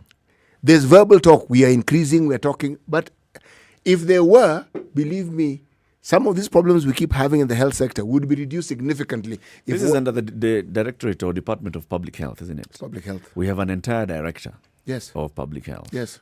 So what does he do? What does that It's not the department. What Many of these departments are headed by medical doctors. Yes. And the medical doctors understand medicine, the treatment of people, but they do not understand the social science aspect, the societal aspects of healthcare. They don't. They have some knowledge, but they don't. There are people who do. Now, it's these people whom they need to meet with, have an understanding with, and continuously help them. Just ask yourself, in any county that you have, ask any health facility, ask, how many health workers do they have? Community health workers, how many? You think they know? Oh, they will know. The emphasis has never been. I remember first being shocked when I came across a whole district. 2. I said, 2. I said, yeah. And how I knew it is because they said, when you're going out, could we also piggyback on your ride? They said, of course, we go every morning. And so you get talking and you ask, how is it that the 2 of you? I said, well, you're supposed to visit, see, and you realize, visit, see. Even if, no matter how good you are, there is no way you're going to be able to make an impact. They need to be embedded in the community. And secondly, the very same people within the community, many people have been, this is the benefit that HIV bequeathed us. It provided us with lay workers who are already trained in understanding how to deal with diseases. So perhaps that is the issue then.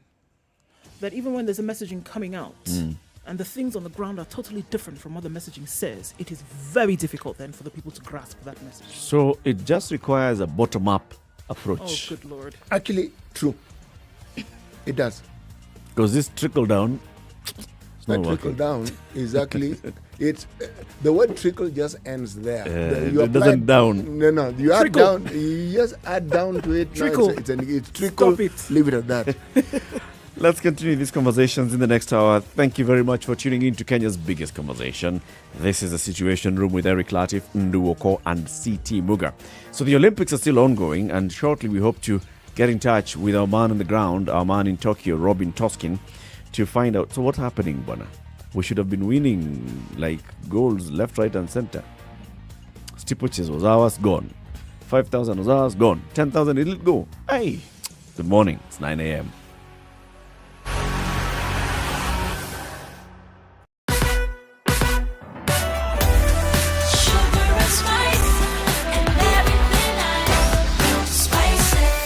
Spice up your life.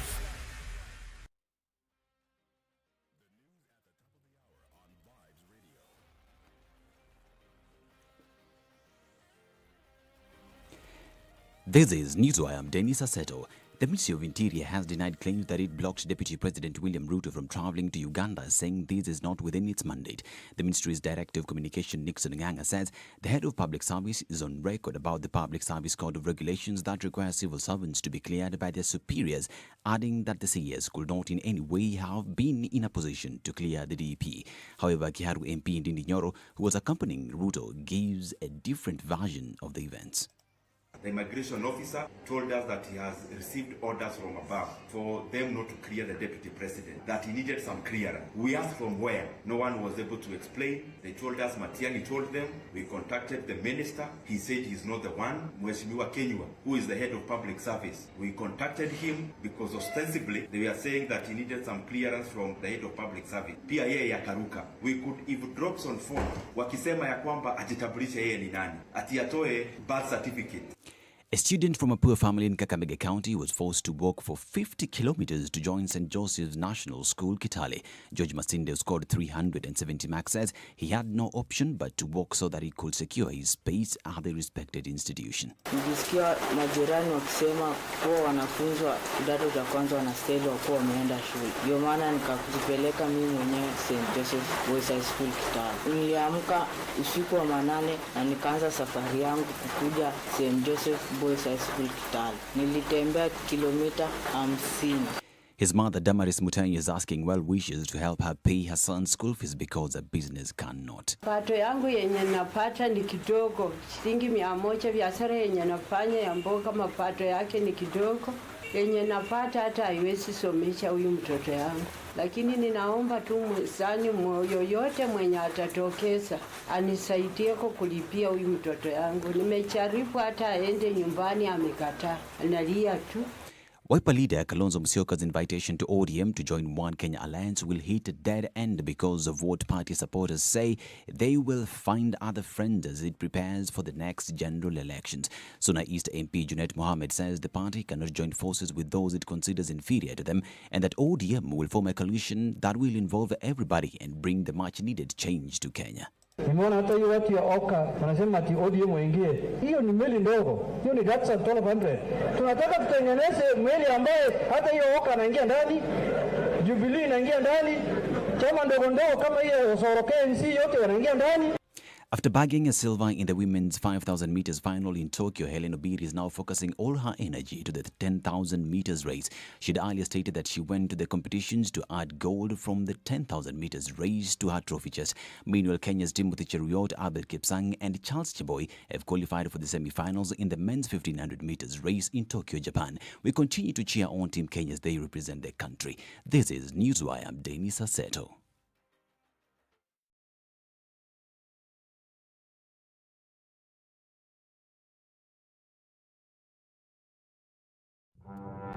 Have you seen them? Am I lying? Yes, it's a very nice outfit, I must say. Good Thank job. you. Asante sana. The compliment is well received. Good morning and thank you. Everyone in Wasingishu was asking me what channel is SpiceFM. 96.7. Tell them that, right? Yes, now they know. Thank you. It's a pleasure to be here. Pleasure to have you. What a beautiful studio, my friend.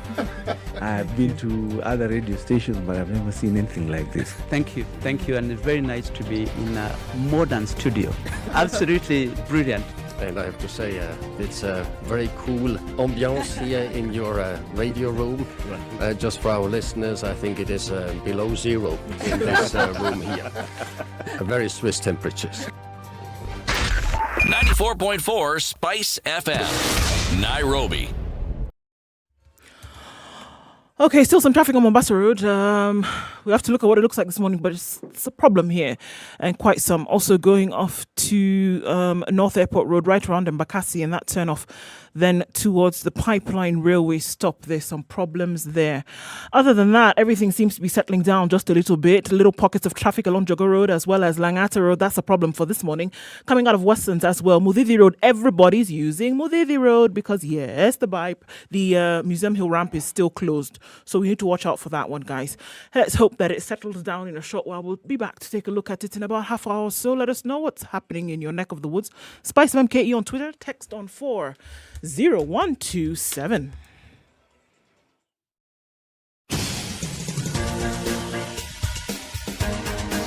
This is The Situation Room, the home of hard-hitting political commentary and penetrating insights about the state of the nation. This is a talk radio experience like no other. The Situation Room, a place for hard truths, debates, and elevated conversations. The Situation Room, witty, political, engaging, deep, controversial. In the room, we have C.T. Muga, researcher, academic, seasoned political observer, a fountain of wisdom in these politically uncertain times. Ndu Oko, Nigerian by birth, Kenyan by choice, communications expert, Pan-Africanist, a truth seeker and believer in people power, and Eric Latif, agent provocateur, the man in the chair, seasoned journalist, news hound, a man who believes in punching up, not down.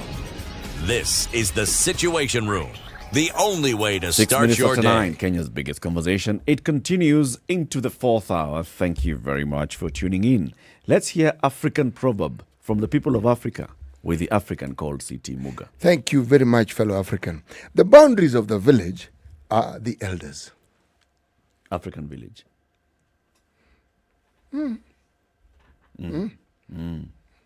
The boundaries of the village Are the elders. Mhm.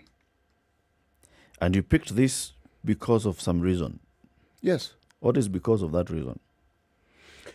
Actually, it's what is truly odd is I was pontificating on the leadership that we actually have in our politics. And I was looking at the whole list of those politicians, the ones who are political leaders. There is none of them who are below 60 years of age. Our political leaders. The top political leaders, top, none. None is below 60. I know you're going to see the president. I'm not talking about the president. He's on his way out. I'm talking about the former deputy president. Forget those ones. William Ruto. I'm talking about the contenders who are vying for the presidency. Yes, Ruto is below 60. But everybody else who is not the president and his deputy are above 60. Even Reuben Kigame. Reuben Kigame is below 60. But his party is unknown. And he's not a main contender as yet. Let me start again. The main contenders for the presidency in 2022, main contenders. I'm not talking about the president and his deputy. And you've brought in Reuben Kigame. We'll bring in others as well. I'm saying the majority of those who are contending are above the age of 60. Each and every one of them. And I was thinking of the concept of the power of example, and how it is that in an African setting, we always believed that the value system was encased in just that term, elder. When you mentioned the word elder, this was the library, the encyclopedia, the custodian of everything that you wanted to think of. And yet, that has changed. And changed in our setting to something that perhaps is completely unpleasant. They actually seem to represent the complete opposite. And it has become even more apparent now with COVID. So the vast majority, yes, it is true, the president's deputy are below 60. Kigame is below 60. There are others who are below 60. But the bulk of the voices that you hear, just think of them and count them. The elders. They are in that category of elders. Okay? And should they be listened to? That's the point. They are the boundary. Do they? Yeah, now if they are the boundary. Don't go as far as them. They are the boundary. But what sort of boundary are they? You see, this is the point. They are a boundary, yes. Because they represent people, and they represent large numbers of people. But what sort of boundary are there? What sort of examples do they set that one could look at and say, with COVID as it currently stands, they set just the worst possible example you could think of. In fact, the examples they keep setting are unimaginable. In any setting, you think and say, but surely, what on earth do these people think they're doing? You can say it until you're hoarse, but it'll still happen again and again. So the question I asked myself, are they really boundaries? And I was saying, actually, no. They are the people who actually represent an absence of boundaries. And because of this absence of boundaries, if they are the people who are used as role models, then you know what to expect. You know this village can then be invaded by... Yes, you do. You do know. And you do know that what the examples they set will be followed by others. Yes. That is what got me to think about this. A good one. It's a good one. So does it reflect with what's happening to our team in Japan? Oh, very directly. In fact, anything that you want to think of in this country, believe me, I'm glad we had Sylvia, Kamau, Ochola. See?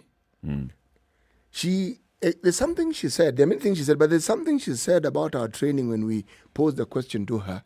I said, the training is insufficient, and this is how people train. It's like this week you train, then you go and sit at home. Then this week you train, go and sit at home.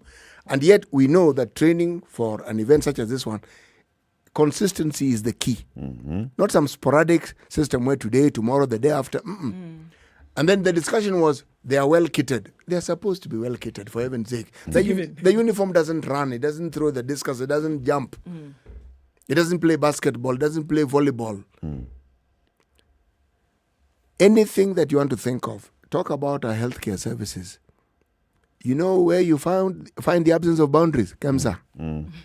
We keep blaming KEMSA, but take the issue back to the Ministry of Health, because that's where the issues should actually be discussed. It's the parent ministry. It's the ministry that has the mandate and the duty to determine those who are in that board and all the purchases that are being done on behalf. It's on behalf of who? Not on behalf of KEMSA. It's on behalf of the ministry. As I said, take your pick. Take your pick. Even facilitation and getting just the right. For example, there's news that one of our runners, for example, who participates in the steeplechase, hardly comes across the hurdles and even the water to jump. They train by running up and down the roads with the 5,800 meters and others. But in terms of fatigue, so at what point do you jump the hurdle? At what point do you get into the water? When do you get at? You have to go into a stadium for that. You do. How often Which do has that our facility? steeplechase runners actually get access to stadia to train for the steeplechase? And if they do, over what period of time? Yeah. To make them actually ready. The steeplechase, forget the 3,000 meters. We used to be very good contenders for the 400 meter steeplechase. We were contenders. And we had people who would compete. The point is, if you want to understand the full extent of this issue, just look around you and you'll be spoiled for choices as to what it is that you can trail back and you go back to the elders. It doesn't matter what you do, just go back. And if I remove that age cap of 60 and just look at political leaders generally and call them all elders, then you'll find that the example that I am trying to put across, it'll be very, very easy to pinpoint and say, leave it, let's leave it at that. Yes. I think that even as we look at some of these issues that we can pinpoint in sports, we can pinpoint in other areas, I think it all just goes back to the decision that is made on how the country and the people are going to be taken care of. Then it spills over into other sectors, whether you want to look at it or not. You cannot apply a particular approach to something with half-heartedness and expect a full-on result. You can't. You have to put in the work, you have to put in the attitude, you have to put in the resources, you have to put in everything in order for you to get the result that you're looking for. You can't put in half and expect full. It is impossible to do. If you put in excellence in terms of your effort, if you put in excellence in terms of your wherewithal and your funds and resources, then that is what you're going to get out. It doesn't work any other way. Even if you try to sabotage it out, it will not work any other way. And I think there are lessons to be learned, in as much as athletes who go and who are currently in the Olympics, who did not achieve the result that they were hoping for. There's huge disappointment. But I think that there are huge lessons also to be learned there. It's not the last of competition, but I think it goes back to leadership. It goes back to the decision of implementation. And you cannot run away from that. And the whole world is watching you at some point. And it is very clear from those who are succeeding, the kind of support that they get. I'm lost for looking at people who made it to the podium and see that the support that they have is very little. Or that the input that was placed was little, or that the training was wanting. I don't think you're going to find anybody who made it to the podium that did not have proper input over the last years, because Olympics you don't train for it 6 months too. But you know what is also interesting? These are the countries that we compete against in the Olympics. You think they do not know how our athletes excel in certain disciplines. They know. So they've been working. They train. What are we looking at now? We're looking at the onslaught of the Eastern Europeans, for example, in the races that Kenyans have been known for the last easily 30 years. They've been watching. They've been training. We've been the elders whom they've been observing. Yes. They've been observing and they're working at it. And it's not an individual decision. These are decisions that are taken by governments. Some of these athletes even come to Kenya to train. Yes, to get a feel of what it is that these people do to be able to train the way they do. Because that sort of dominance, somebody wants to find out how is it that these fellows can continuously dominate this over and over and over and over for decades and decades. Yeah. But you see, like everything else that those in leadership seem to do, they're determined that this one, see, it can just happen. Toskin said something very interesting when we spoke the last time. Yes. And he said, you know what a lot of these other countries are doing, whereby it was seemed as if Kenyans had the natural talent and then it was not fostered or it was not nurtured by support and governance and leadership. These other countries are looking at, they're saying, okay, you know what? We may not have that natural ability, but we have the desire to be able to compete and succeed. So what are we doing? We then apply science to it. And that's what they've been doing. And that's why you see that they're also succeeding. And like I keep saying, it's not as if these fellows have two heads. They're all human beings running around the same race that we are here. But they've decided to do something about it. And I think, we can. I watched the Nigerian team play Japan basketball yesterday. And I said to myself, all of these girls, save for two, play in the United States at a professional level. But then coming together as the entity that's Nigeria, then you have, I don't know what, who has a problem here, cannot put this thing together, and then it just looks as if they don't know what they're doing. And yet they do. Yes, they do. But it shows. Incompetence shows. Lack of ability or desire to implement. So when now we're looking at government, shows. Lack of leadership to be able to put a group of girls together to be able to do something. It shows. And you can see the result. That you have the potential to do something and you cannot. That a country has a potential to be a leading light in the region, on the continent, in the world, but it doesn't. It just seems to be revving, but you never quite move. You see it in school, you see it in sport, you see it on a national level. It's the same thread running through. And something can be done about it. When you talk about emerging powers, I like to look at it in terms of civilizations. A lot has been written about the rise of civilizations, how it is they rise, what happens, what is that makes them collapse. So it's a subject of study that very many people have invested time and energy on. Now, the one dominant civilization that we've had in the 20th century and leading on to the 21st has been what I call the American civilization. And to understand it, you only need to look at how it is very many norms and wheretofores have been borrowed from that particular, to the point where their currency has become, as you consider unitary, it has become the one unifying currency on the planet, the dollar. If you talk about a civilization, that's it. That's what happened. But there's always a debate about civilization as to when you see activities within that particular country, what is it that makes you begin to understand that that particular civilization is beginning to collapse? Usually, it's moral decadence. There are many reasons, but moral decadence is usually the best indicator, not just of the beginning, but a continuance of the collapse. When people sit back, they talk of the Roman Empire and they say, when that empire seemed to have been characterized by orgies, people figured, this is what these people do. And the games that they used to placate the citizenry, okay, arena, lions, gladiators, what have you. They said, historically, with hindsight, you realize, no. Somehow, people got soft, they relaxed. They stopped focusing on what's important. Yes, they got there and then they figured, actually, comfort zone. We've got it. Yeah. Alexander the Great is spoken of. His foray into Asia. It's not as though Alexander lost a battle. No. He died of pestilence. A disease killed him. But his generals who took over, what dissipated the empire was they got assimilated by the cultures that they were ruling over.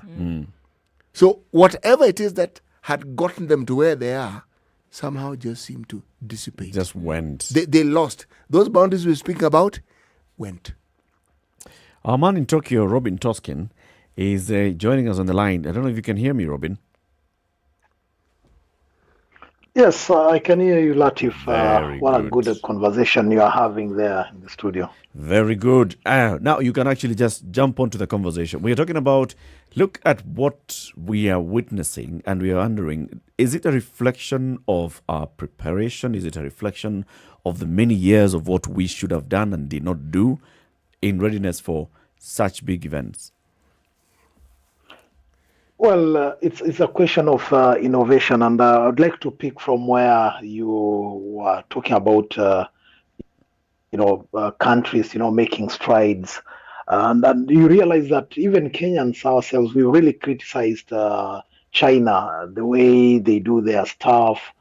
Sometimes we make, jokes about the quality of the stuff they send to Africa, those products, electronics. But you realize that what the Chinese have done, they've gone out there, learned from other nations. They pick up your electronic, they dismantle it, they learn how to make it. Yep. They continuously innovate until they are at a level that even the U.S., Britain, or Western Europe, they are now even scared of China because they've gone out there, innovated. And you can see the results. Now you can see even the Europeans, the way they've come, they are learning how the Kenyans are beating the world, especially in steeplechase, 5,000, 10,000. And these guys have gone back and put in, science, to close the gap on Kenyans.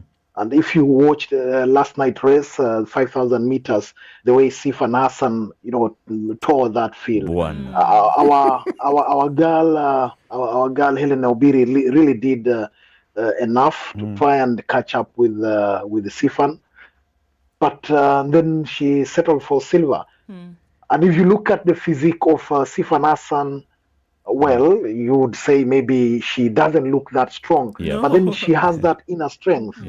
She has that inner strength which can only be found through, gym work, proper training, applying science, nutrition, and all that. And you can see the burst of speed she had.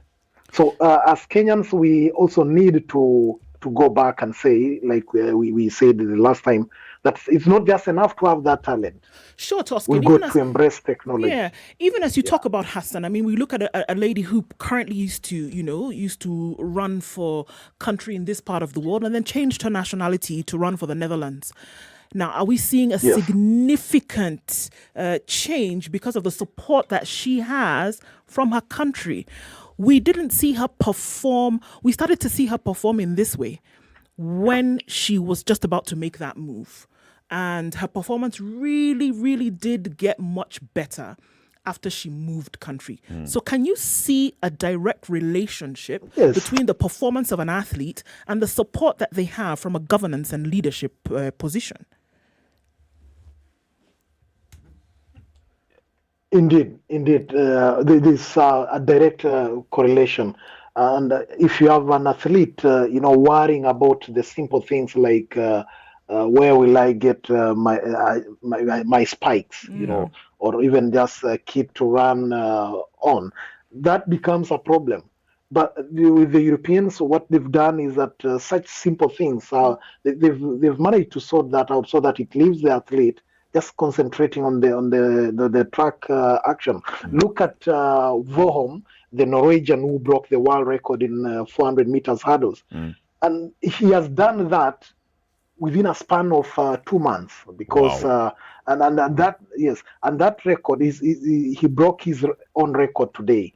And the first time he broke the record last month, that record by I think it was Edwin Moses also from the US had stood since 1992. But these guys have gone back. They worked on Voholm. He's in top physical condition. You look at the way he runs and you think this person is in tip-top form and shape. So it's something that as Kenyans we have to take it up the government to play its part where they're supposed to do when it comes to funding and ensuring that we have proper structures, facilities where these athletes can go train without fearing that they will be hurt because of the uneven surfaces. Robin, paint that Now, we've picture had for us, COVID. because you've been in the sports industry for a long time. So you have seen how our athletes train. You've seen how our sports personalities and sports people basically train and the kind of support they get. Paint for us a picture. Yes. Like compare an athlete like the one you've told us about, or like Usain Bolt, and compare them with our Kenyan athletes who are preparing for a major event such as the Olympics or World Championships. What do those two people do that's different, that stands out for you? Yeah, the perfect example is that of Mo Farah, though he retired, he's not here. But Mo Farah spent a lot of time training with Kenyans in Iten, just to get that high altitude conditioning and all that. So he would do that for months, and once he's through with that program, he goes back to England, where they go to St. James Park. There's the Team GB, that's the Great Britain training camp, where there are all the facilities now to go and build that muscle, to go and, his body be conditioned ready for such major international events. Now, that is where they go, check out his physical condition, his health and all that, and then they infuse the kind of ingredients his body requires, the body fluids and all that, the vital minerals his body requires. And as skinny as he is or he was, he would beat our guys with very good muscle. So as you go back to St. James's Park and he's getting all that, what are our athletes doing here in Kenya? They go back to their respective homes and wait for the tickets to board the plane to go to wherever. So if we had a national center, sports center, that all those facilities are available, then we would be, maintaining our positions. But as you saw yesterday, we were beaten by Morocco to that gold, and we only settled for bronze for steeplechase. It's only the first time we are losing that gold medal since 1968, save for, of course, 1976 and 1980 when we boycotted the games in Montreal and Moscow. So it's a time for us to worry about that, and it's now up to us, also the media, to ensure that we highlight all those issues and put these officials to task to ensure that they go back and come up with the policies and the structures, the facilities that will enable us, keep up with the rest of the world. But is it that the officials don't know that this is what is happening with the others? Is it that they don't know what is needed? They know. Absolutely. They know. Of course, you look at the president of National Olympic Committee, that is Paul Tergat. Paul Tergat has competed at the highest level. He's held the world record in 10,000 meters some years back. That was 1997. Now he's the president of the National Olympic Committee. And then he should be at the forefront of advising all the Olympic affiliates, the NOC affiliates, on what is needed. But of course, he will say maybe that he's constrained by the fact that there's no funding to ensure that all those programs take place. But the saving grace now is that we have this National Sports Fund that is run by the CEO Mark Wambugu, and I saw him here the other day. We want to believe that they can now go back and open the purse strings, and loosen the purse strings, and to ensure that the federations can now start working on programs that will develop our athletes towards, say, the World Championship that is coming up in Eugene, US, in 2023, and also the Olympics in Paris 2024. Is a sports fund sufficient to cater for that? It isn't. I would say that categorically it's not sufficient, but that's where now we need the corporates to come in. But then you get again to question how would the corporates, come into disciplines that they are not well managed, or that they are certain baggages. For example, let me mention Safaricom, for instance, because they came through, they helped Mark Otieno prepare, they gave him some funding. But then what happens? Mark Otieno is found to have some substance, in his blood. Of course, he has denied any wrongdoing, and his sample B is being analyzed, so we'll get to know. Now, such things will always set back some of those corporates that want to come in and help. So I think the onus is on all of us. Even those athletes themselves, they've got to be responsible. They should know that whatever they take, whatever they ingest, they have the control, they have the responsibility, because if anything is found in their blood system, then a question will be asked. But I want to believe that the National Olympic Committee has worked closely with the ADAC, and that is why we've had a reduced number of athletes, doping. But it's a long shot, and I want to believe that they will ensure that the Mark Otieno case will be a good learning point. Can I ask for this us moving question? forward. I mean, I'm just taking off from what you've said about how it is the entity that runs our athletics in this country has collaborated with others. Do you think that if the management of our athletes and everything that has to do with it was outsourced to a sports management body, do you think that we might get better results? That's an interesting one, but I think it's worth trying to outsource. But the other form of outsourcing that we have at the moment is that we have managers from Europe, managing most of those athletics camp. If you look at the Eliud Kipchoge camp in Kaptagat, I was there just before we came to Tokyo. It's a very well set out facility where athletes are having a tranquil time to train.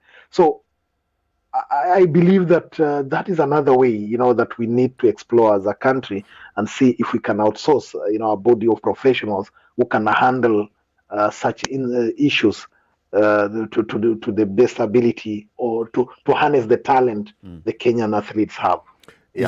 You see what gives me this example? I'm looking at, say, a sport like, say, football. The example you've given is perfect. And I look at the club systems and the competition therein.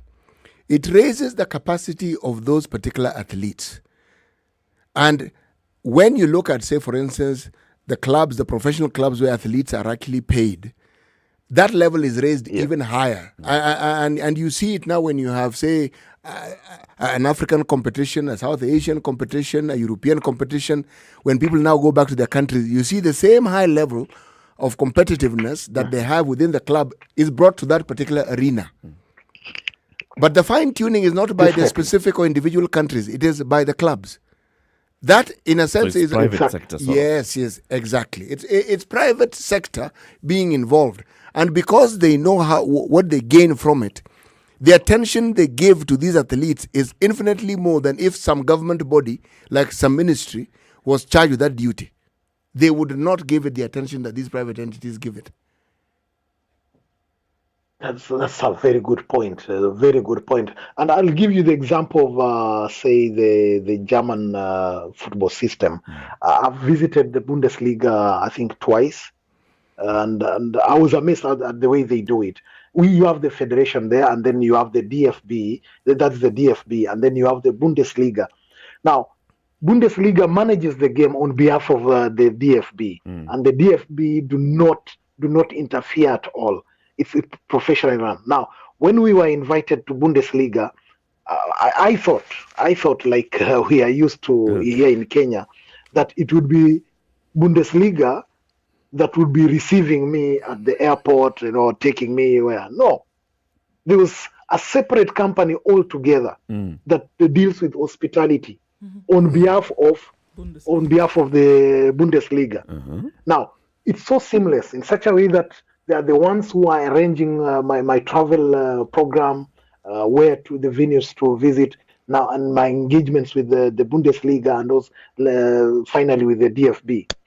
Now, you don't see that here in Kenya.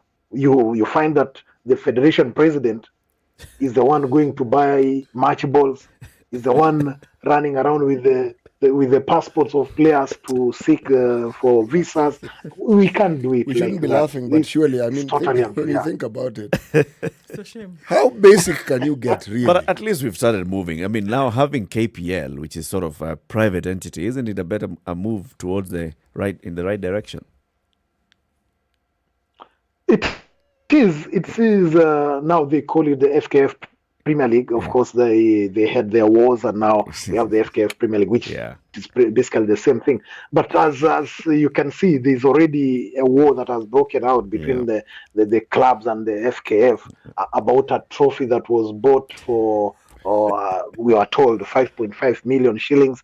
Yet Gor Mahia have not been paid their 4.5 winners, prize money of 2020. So it just gets murky, and we need to recalibrate ourselves and ask ourselves really individually or at a discipline level that what is it that we want to achieve. And if that is sorted, then we will begin to get on the right track to success. You know, we have talked about this as a country very many times. When we try to participate in African competitions, we flop, we come back, we open a conversation. We go to the Olympics, we don't perform very well, we come back, we open a conversation. And it appears like it just never moves. Even trying to bring in and incorporate corporate private sector. Remember, what was the name of the gentleman who used to work in Coca-Cola who had gone into sports management a couple of years back? That's also Maina Kariuki, who went and he became KFF chairman, then FKF president. Yes. Yeah. So we all can see what needs to happen. It starts happening and then we falter. What is wrong with us? Like somebody was saying, a big funny joke that we always say, let's go back to the drawing board, that we've drawn all those boards, that we've run out of the boards to draw. And now I think really that that integrity part of our constitution and the sports part, Sports Act has to be enforced, that the right people should be managing these institutions, and that should raise questions now to the sports ministry officials, that some of these people lack that integrity, yet they are being allowed to continue to manage this sport. That should end. That should stop for us to make any meaningful progress. It's very interesting when we say we know what needs to be done and yet we don't do it. And yet, I mean, I gave the example of football, but again, the example you give of our athletes, they are managed by people who also benefit from their running. So the net result is that everybody benefits. Kenya gets the glory. The athlete gets to make money that they would otherwise not have made. Their agent also makes money. And before you know it, you have an entire county with sports facilities that are of world class, that people that in itself is an asset to the county. It's not a difficult path.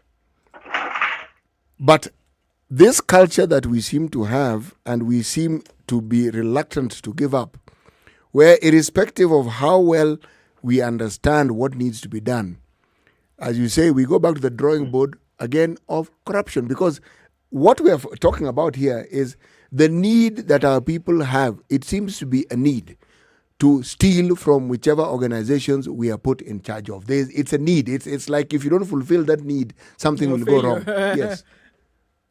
And I had a very interesting conversation this morning before the show, and with a friend of mine, and he asked me this question, that our athletes back home there, have they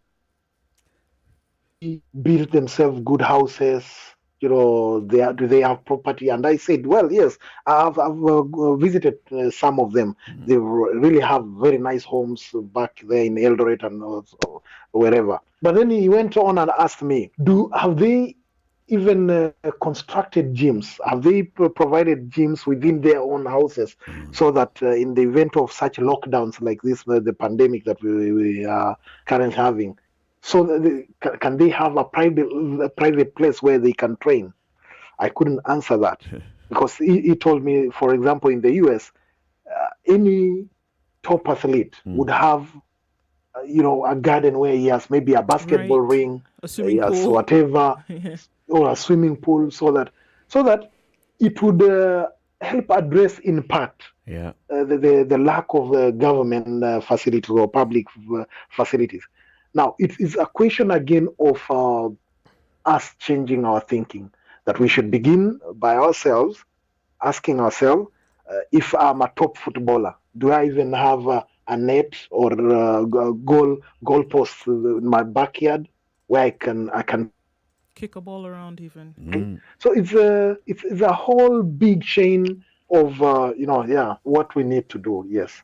Let's take a break at this point. We're having a conversation with the Standard Group sports editor, Robin Toskin, who is in Tokyo, Japan. He's been there watching as we perform at the Olympics, having a good time. But also now we're looking at what is it that we have not done and what is it that we are doing and how can we build on what we have in terms of just growing our sporting prowess.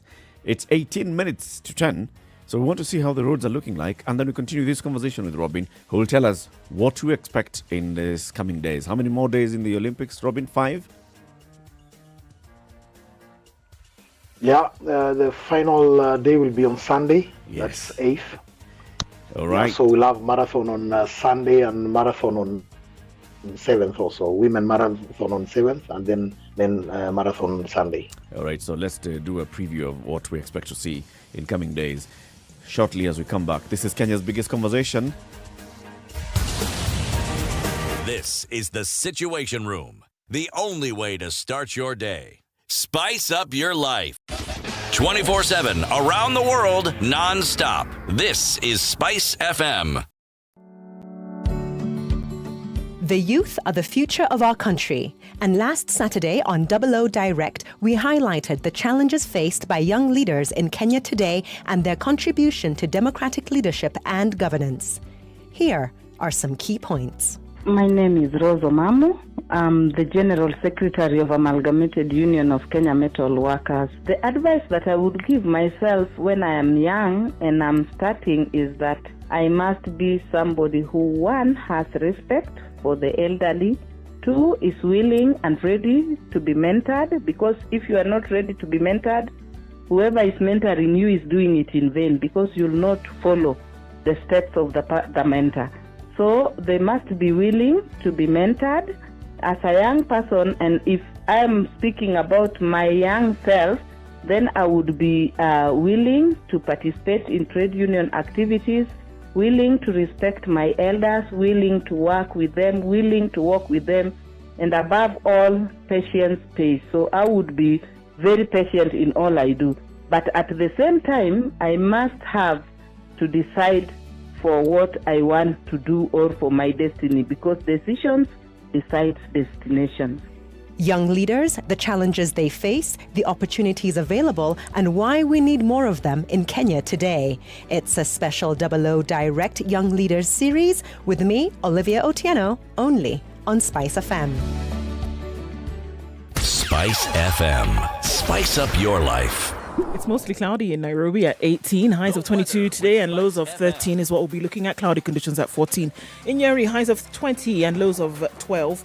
Mostly cloudy at 17 in Nakuru, going to highs of 24. We'll see highs of 22 in Eldoret, where it's partly sunny at 17. 24 and sunny in Kisumu, going to highs of 28. 24 and sunny in Kakamega, going to highs of 27. We'll see highs of 29 in a mostly sunny Mombasa at 25. And cloudy conditions in Malindi at 25. We'll go to highs of 28. 27 will be the high in a mostly sunny Kampala. And we're looking at mostly sunny conditions at 26 in Dar es Salaam, going to highs of 29. It's warming up slightly in Johannesburg now at 8 degrees, mostly sunny conditions, highs of 18. 30 will be the high in a sunny Lagos at 24. Partly sunny conditions in Kinshasa at 21. It'll go to highs of 31.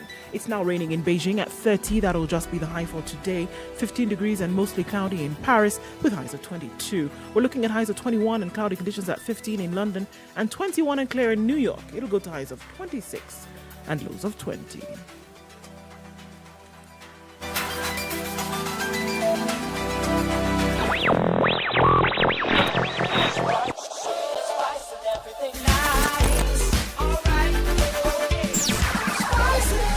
Spice up your life.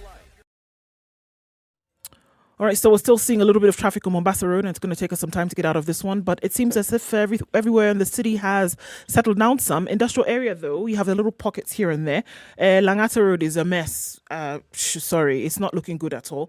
Quite heavy traffic all the way through to the roundabout at Timor, and we're still seeing some traffic on the Thika Superhighway, as well as coming out of Westlands. I think this is to be expected. We'll see it for most parts of the morning. So let's just hang tight and see how it opens up later. Okay? SpiceFM KE on Twitter through the day. Text on 40127. Mature, intelligent talk every morning. Spice up yourself.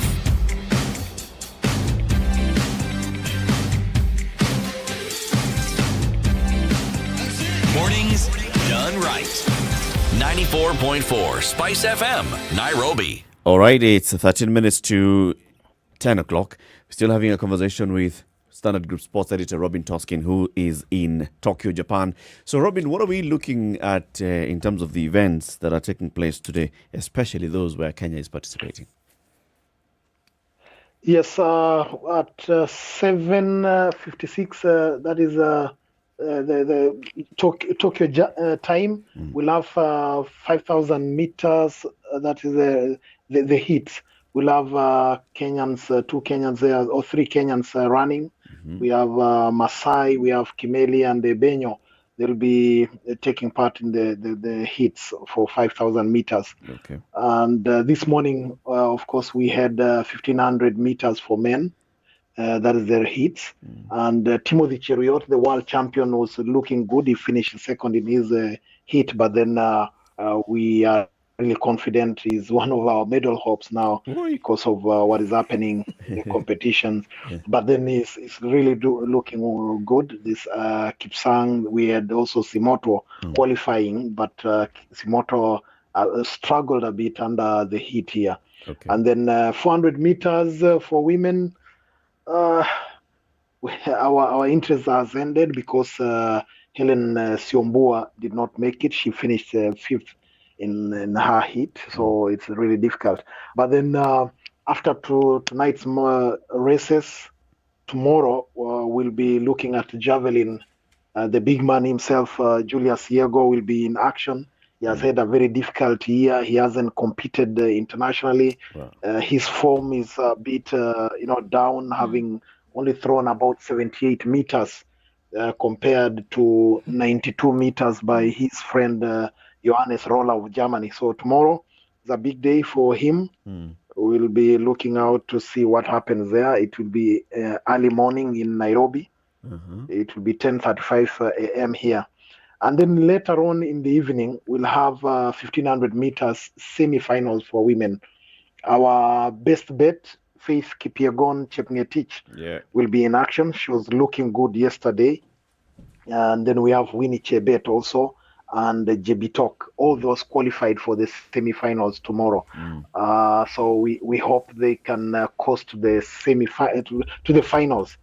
But then in the evening, Msema kweli, as they say, at 8 p.m. Tokyo time, that should be around 1 p.m. Kenya time. Steeplechase, 3,000 meter steeplechase finals. The world champion Beatrice Chepkoech will be in action together with Hyving Kieng. So we have a good chance of a medal there. I think even a gold is very possible from Beatrice Chepkoech. Wow. And then later in the evening, 800 meters final. We hold the record in 800 meters, that one by Rhodesia, which he placed in London 2012. Now, we'll have Ferguson Rotich representing us in that final, and also Emmanuel Korir. We have two finalists, so we hope all will go according to plan. It was tough in the semi-finals. There was one of the toughest athletes from Botswana, that is Nigel Amos. He didn't. He made it to the final after appealing because he fell down and he didn't complete the semi-finals. But then he made his appeal and is now in the final. So we'll be looking at that. We have a strong contender from Australia.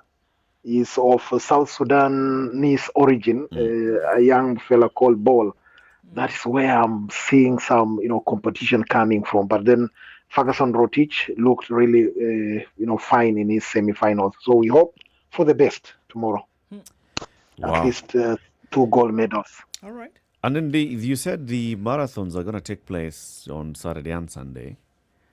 What are our hopes looking like? On paper, we are good because we have the 2 world record holders. That is Eliud Kipchoge and then Bridget Kosgei in women marathon. So we have a very strong team. We have we have also some 2 young guys coming through, Lawrence Cherono in men marathon. So I can say we have a good chance. But then there's a question of heat. Yesterday, it hit 43 degrees centigrade inside Tokyo Olympic Stadium. At the end of the men hurdles, I think, those guys were in trouble because of the heat. Even us journalists, we were struggling, breathing because of humidity. It was really high and very hot. So that's why the marathon was moved from Tokyo to another city, which is about 800 kilometers, 881 kilometers from Tokyo. That is Sapporo. And I'll be traveling on 6th. I'll be heading to Sapporo to report from there. So we have a chance that they say the temperatures will be something like 25 to 28 degrees, which is pretty much okay, although it's hot for anyone running. So let's hope that they'll be able to beat the heat and deliver the gold medals. Sure. Yep, we just keep hoping. All the best to all our athletes. Thank you very much, Robin, for joining us this morning. Let's catch up again soon. Thank you. Thank you very much. Robin Toskin is the Standard Group sports editor. He is in Tokyo, Japan. He's telling us what to expect today, what to expect tomorrow, and what to expect in the coming days as the Olympics will be closing on Sunday. Everybody else, this man did not do well in London. He should come back and show everybody that he is actually the king on Sunday. But he has injuries. He has injuries and serious ones. But then you see, therein lies this tale, again, of, should we say, management organizations. Yes. Because if you have a manager, they'll do their maths. Should this person run in the Olympics, or should we hold them back from running so that they can run in the golden circuit and whichever money-making circuit that exists? Because at that point, the athletes just stop being a person. They're a commodity that must be looked after, and it's a resource that must be managed well. Yes. Absolutely. Yeah. And these managers will do that. As we talk about numbers, NCBA Bank would like to remind you about the numbers that they think about. When you say numbers, when you go to them with numbers, they look at numbers and see opportunities that the numbers bring you. So they have a variety of products for personal and business needs. For example, property finance.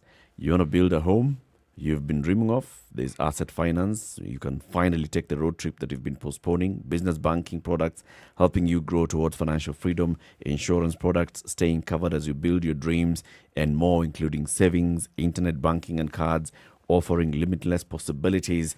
And that is NCBA Bank, the bank where numbers matter to you and they matter to them. Go for it.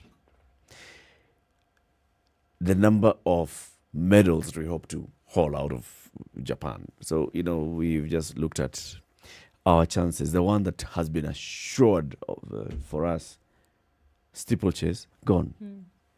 While we're looking at, a very strong athlete who has been working very hard and tirelessly towards this, and this is yesterday's 5,000 meters. And then we just see what happened to her, and we're like, okay, surely. It's the same conversation. We have the same conversation every now and then. Grido Jaka says, we seem to regress as the rest of the world is progressing. In 1971, Kenya was 4th in the World Cup field hockey. In 1993, 4th in FIBA Africa Basketball Championships. In 2003, we reached the semi-finals in the Cricket World Cup. Soccer was top quality in the 80s too. Where are all those? I think we've been, as you talk about numbers and talking about what have we been banking on, I think we've been banking, and not just in Kenya, but you can see this running kind of a similar thread in other countries as well, is that we bank on the same numbers and hope to have maximum profit. You can't do that. You can't say that what we used to have as a talent, expecting that the rest of the world is sitting and waiting for you. The rest of the world also wants to compete at that level and do well. You cannot bank on the same numbers. You must have put in better ones to have better results. And I think that's one lesson that can be gleaned from all of this. You must invest. You have to. You have to. And more than you did 10 years ago. And beyond the money, the expertise, the awareness, the knowledge, the science. Because I keep saying sport is an excellent opportunity for any country to raise their profile. It's been done. It's being done.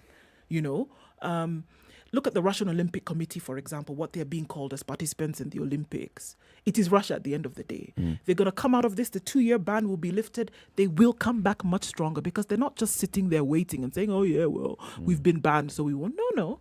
You can see, even with those restrictions, how are they performing right now? Yes. How are they performing? And why? Do they have to? No. They could rest on their laurels because they did exceedingly well in Rio 4 years ago. They did. But they said, you know what? We can still come out of this thing stronger. Ban, no ban, whatever.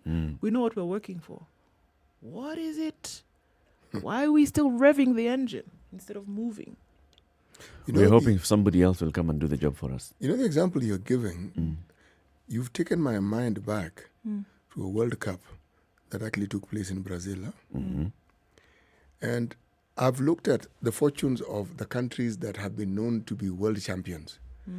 Latin America has had perhaps more countries than you can count winning that cup at some point or the other. Europe had their fair share. But Germany stands out. Brazil stands out. France stands out. I mean, now, why am I mentioning those countries? I look at the World Cup that was held in Brazil, what they call home advantage. The Germans decimated. No, literally. But if you look at the preparations that the German team had, do you know they even set up camp in Brazil? Yeah. In Brazil. So they, long before the competition took place, they were training in Brazil. Adapting to the weather conditions. Yes. Adapting to the way of And whatever was due to them as a result of their win, you know what they did? They donated it to that community. They decided to work hard, to invest. Yes, in they everything did. that they were doing. And then they invested in something that is unique. It's called social capital. Bas. So, okay, yeah. So when you say, you know, they really decimated the team, say, no. They even the local team, they deserve to win. I mean, these people, precisely. You ought where to. Join us again tomorrow morning for more conversations in the Situation Room with Eric Latif, C.T. Muga, and Ndu Oko. Today's proverb again. Today's proverb, my friend, is really simple and straightforward. The boundaries of the village are the elders. That's it. The boundaries of the village are the elders. Music from now until 11, and then Sugar and Spice will be here from 11. You will have Spice Drive later on this afternoon from 3 o'clock, and then adults in the room from 7. We'll be back tomorrow morning, 6 a.m. to 10 a.m. to have Kenya's biggest conversation. Thank you very much for tuning in today and for participating by social media. Have a lovely day. It's now 10 a.m.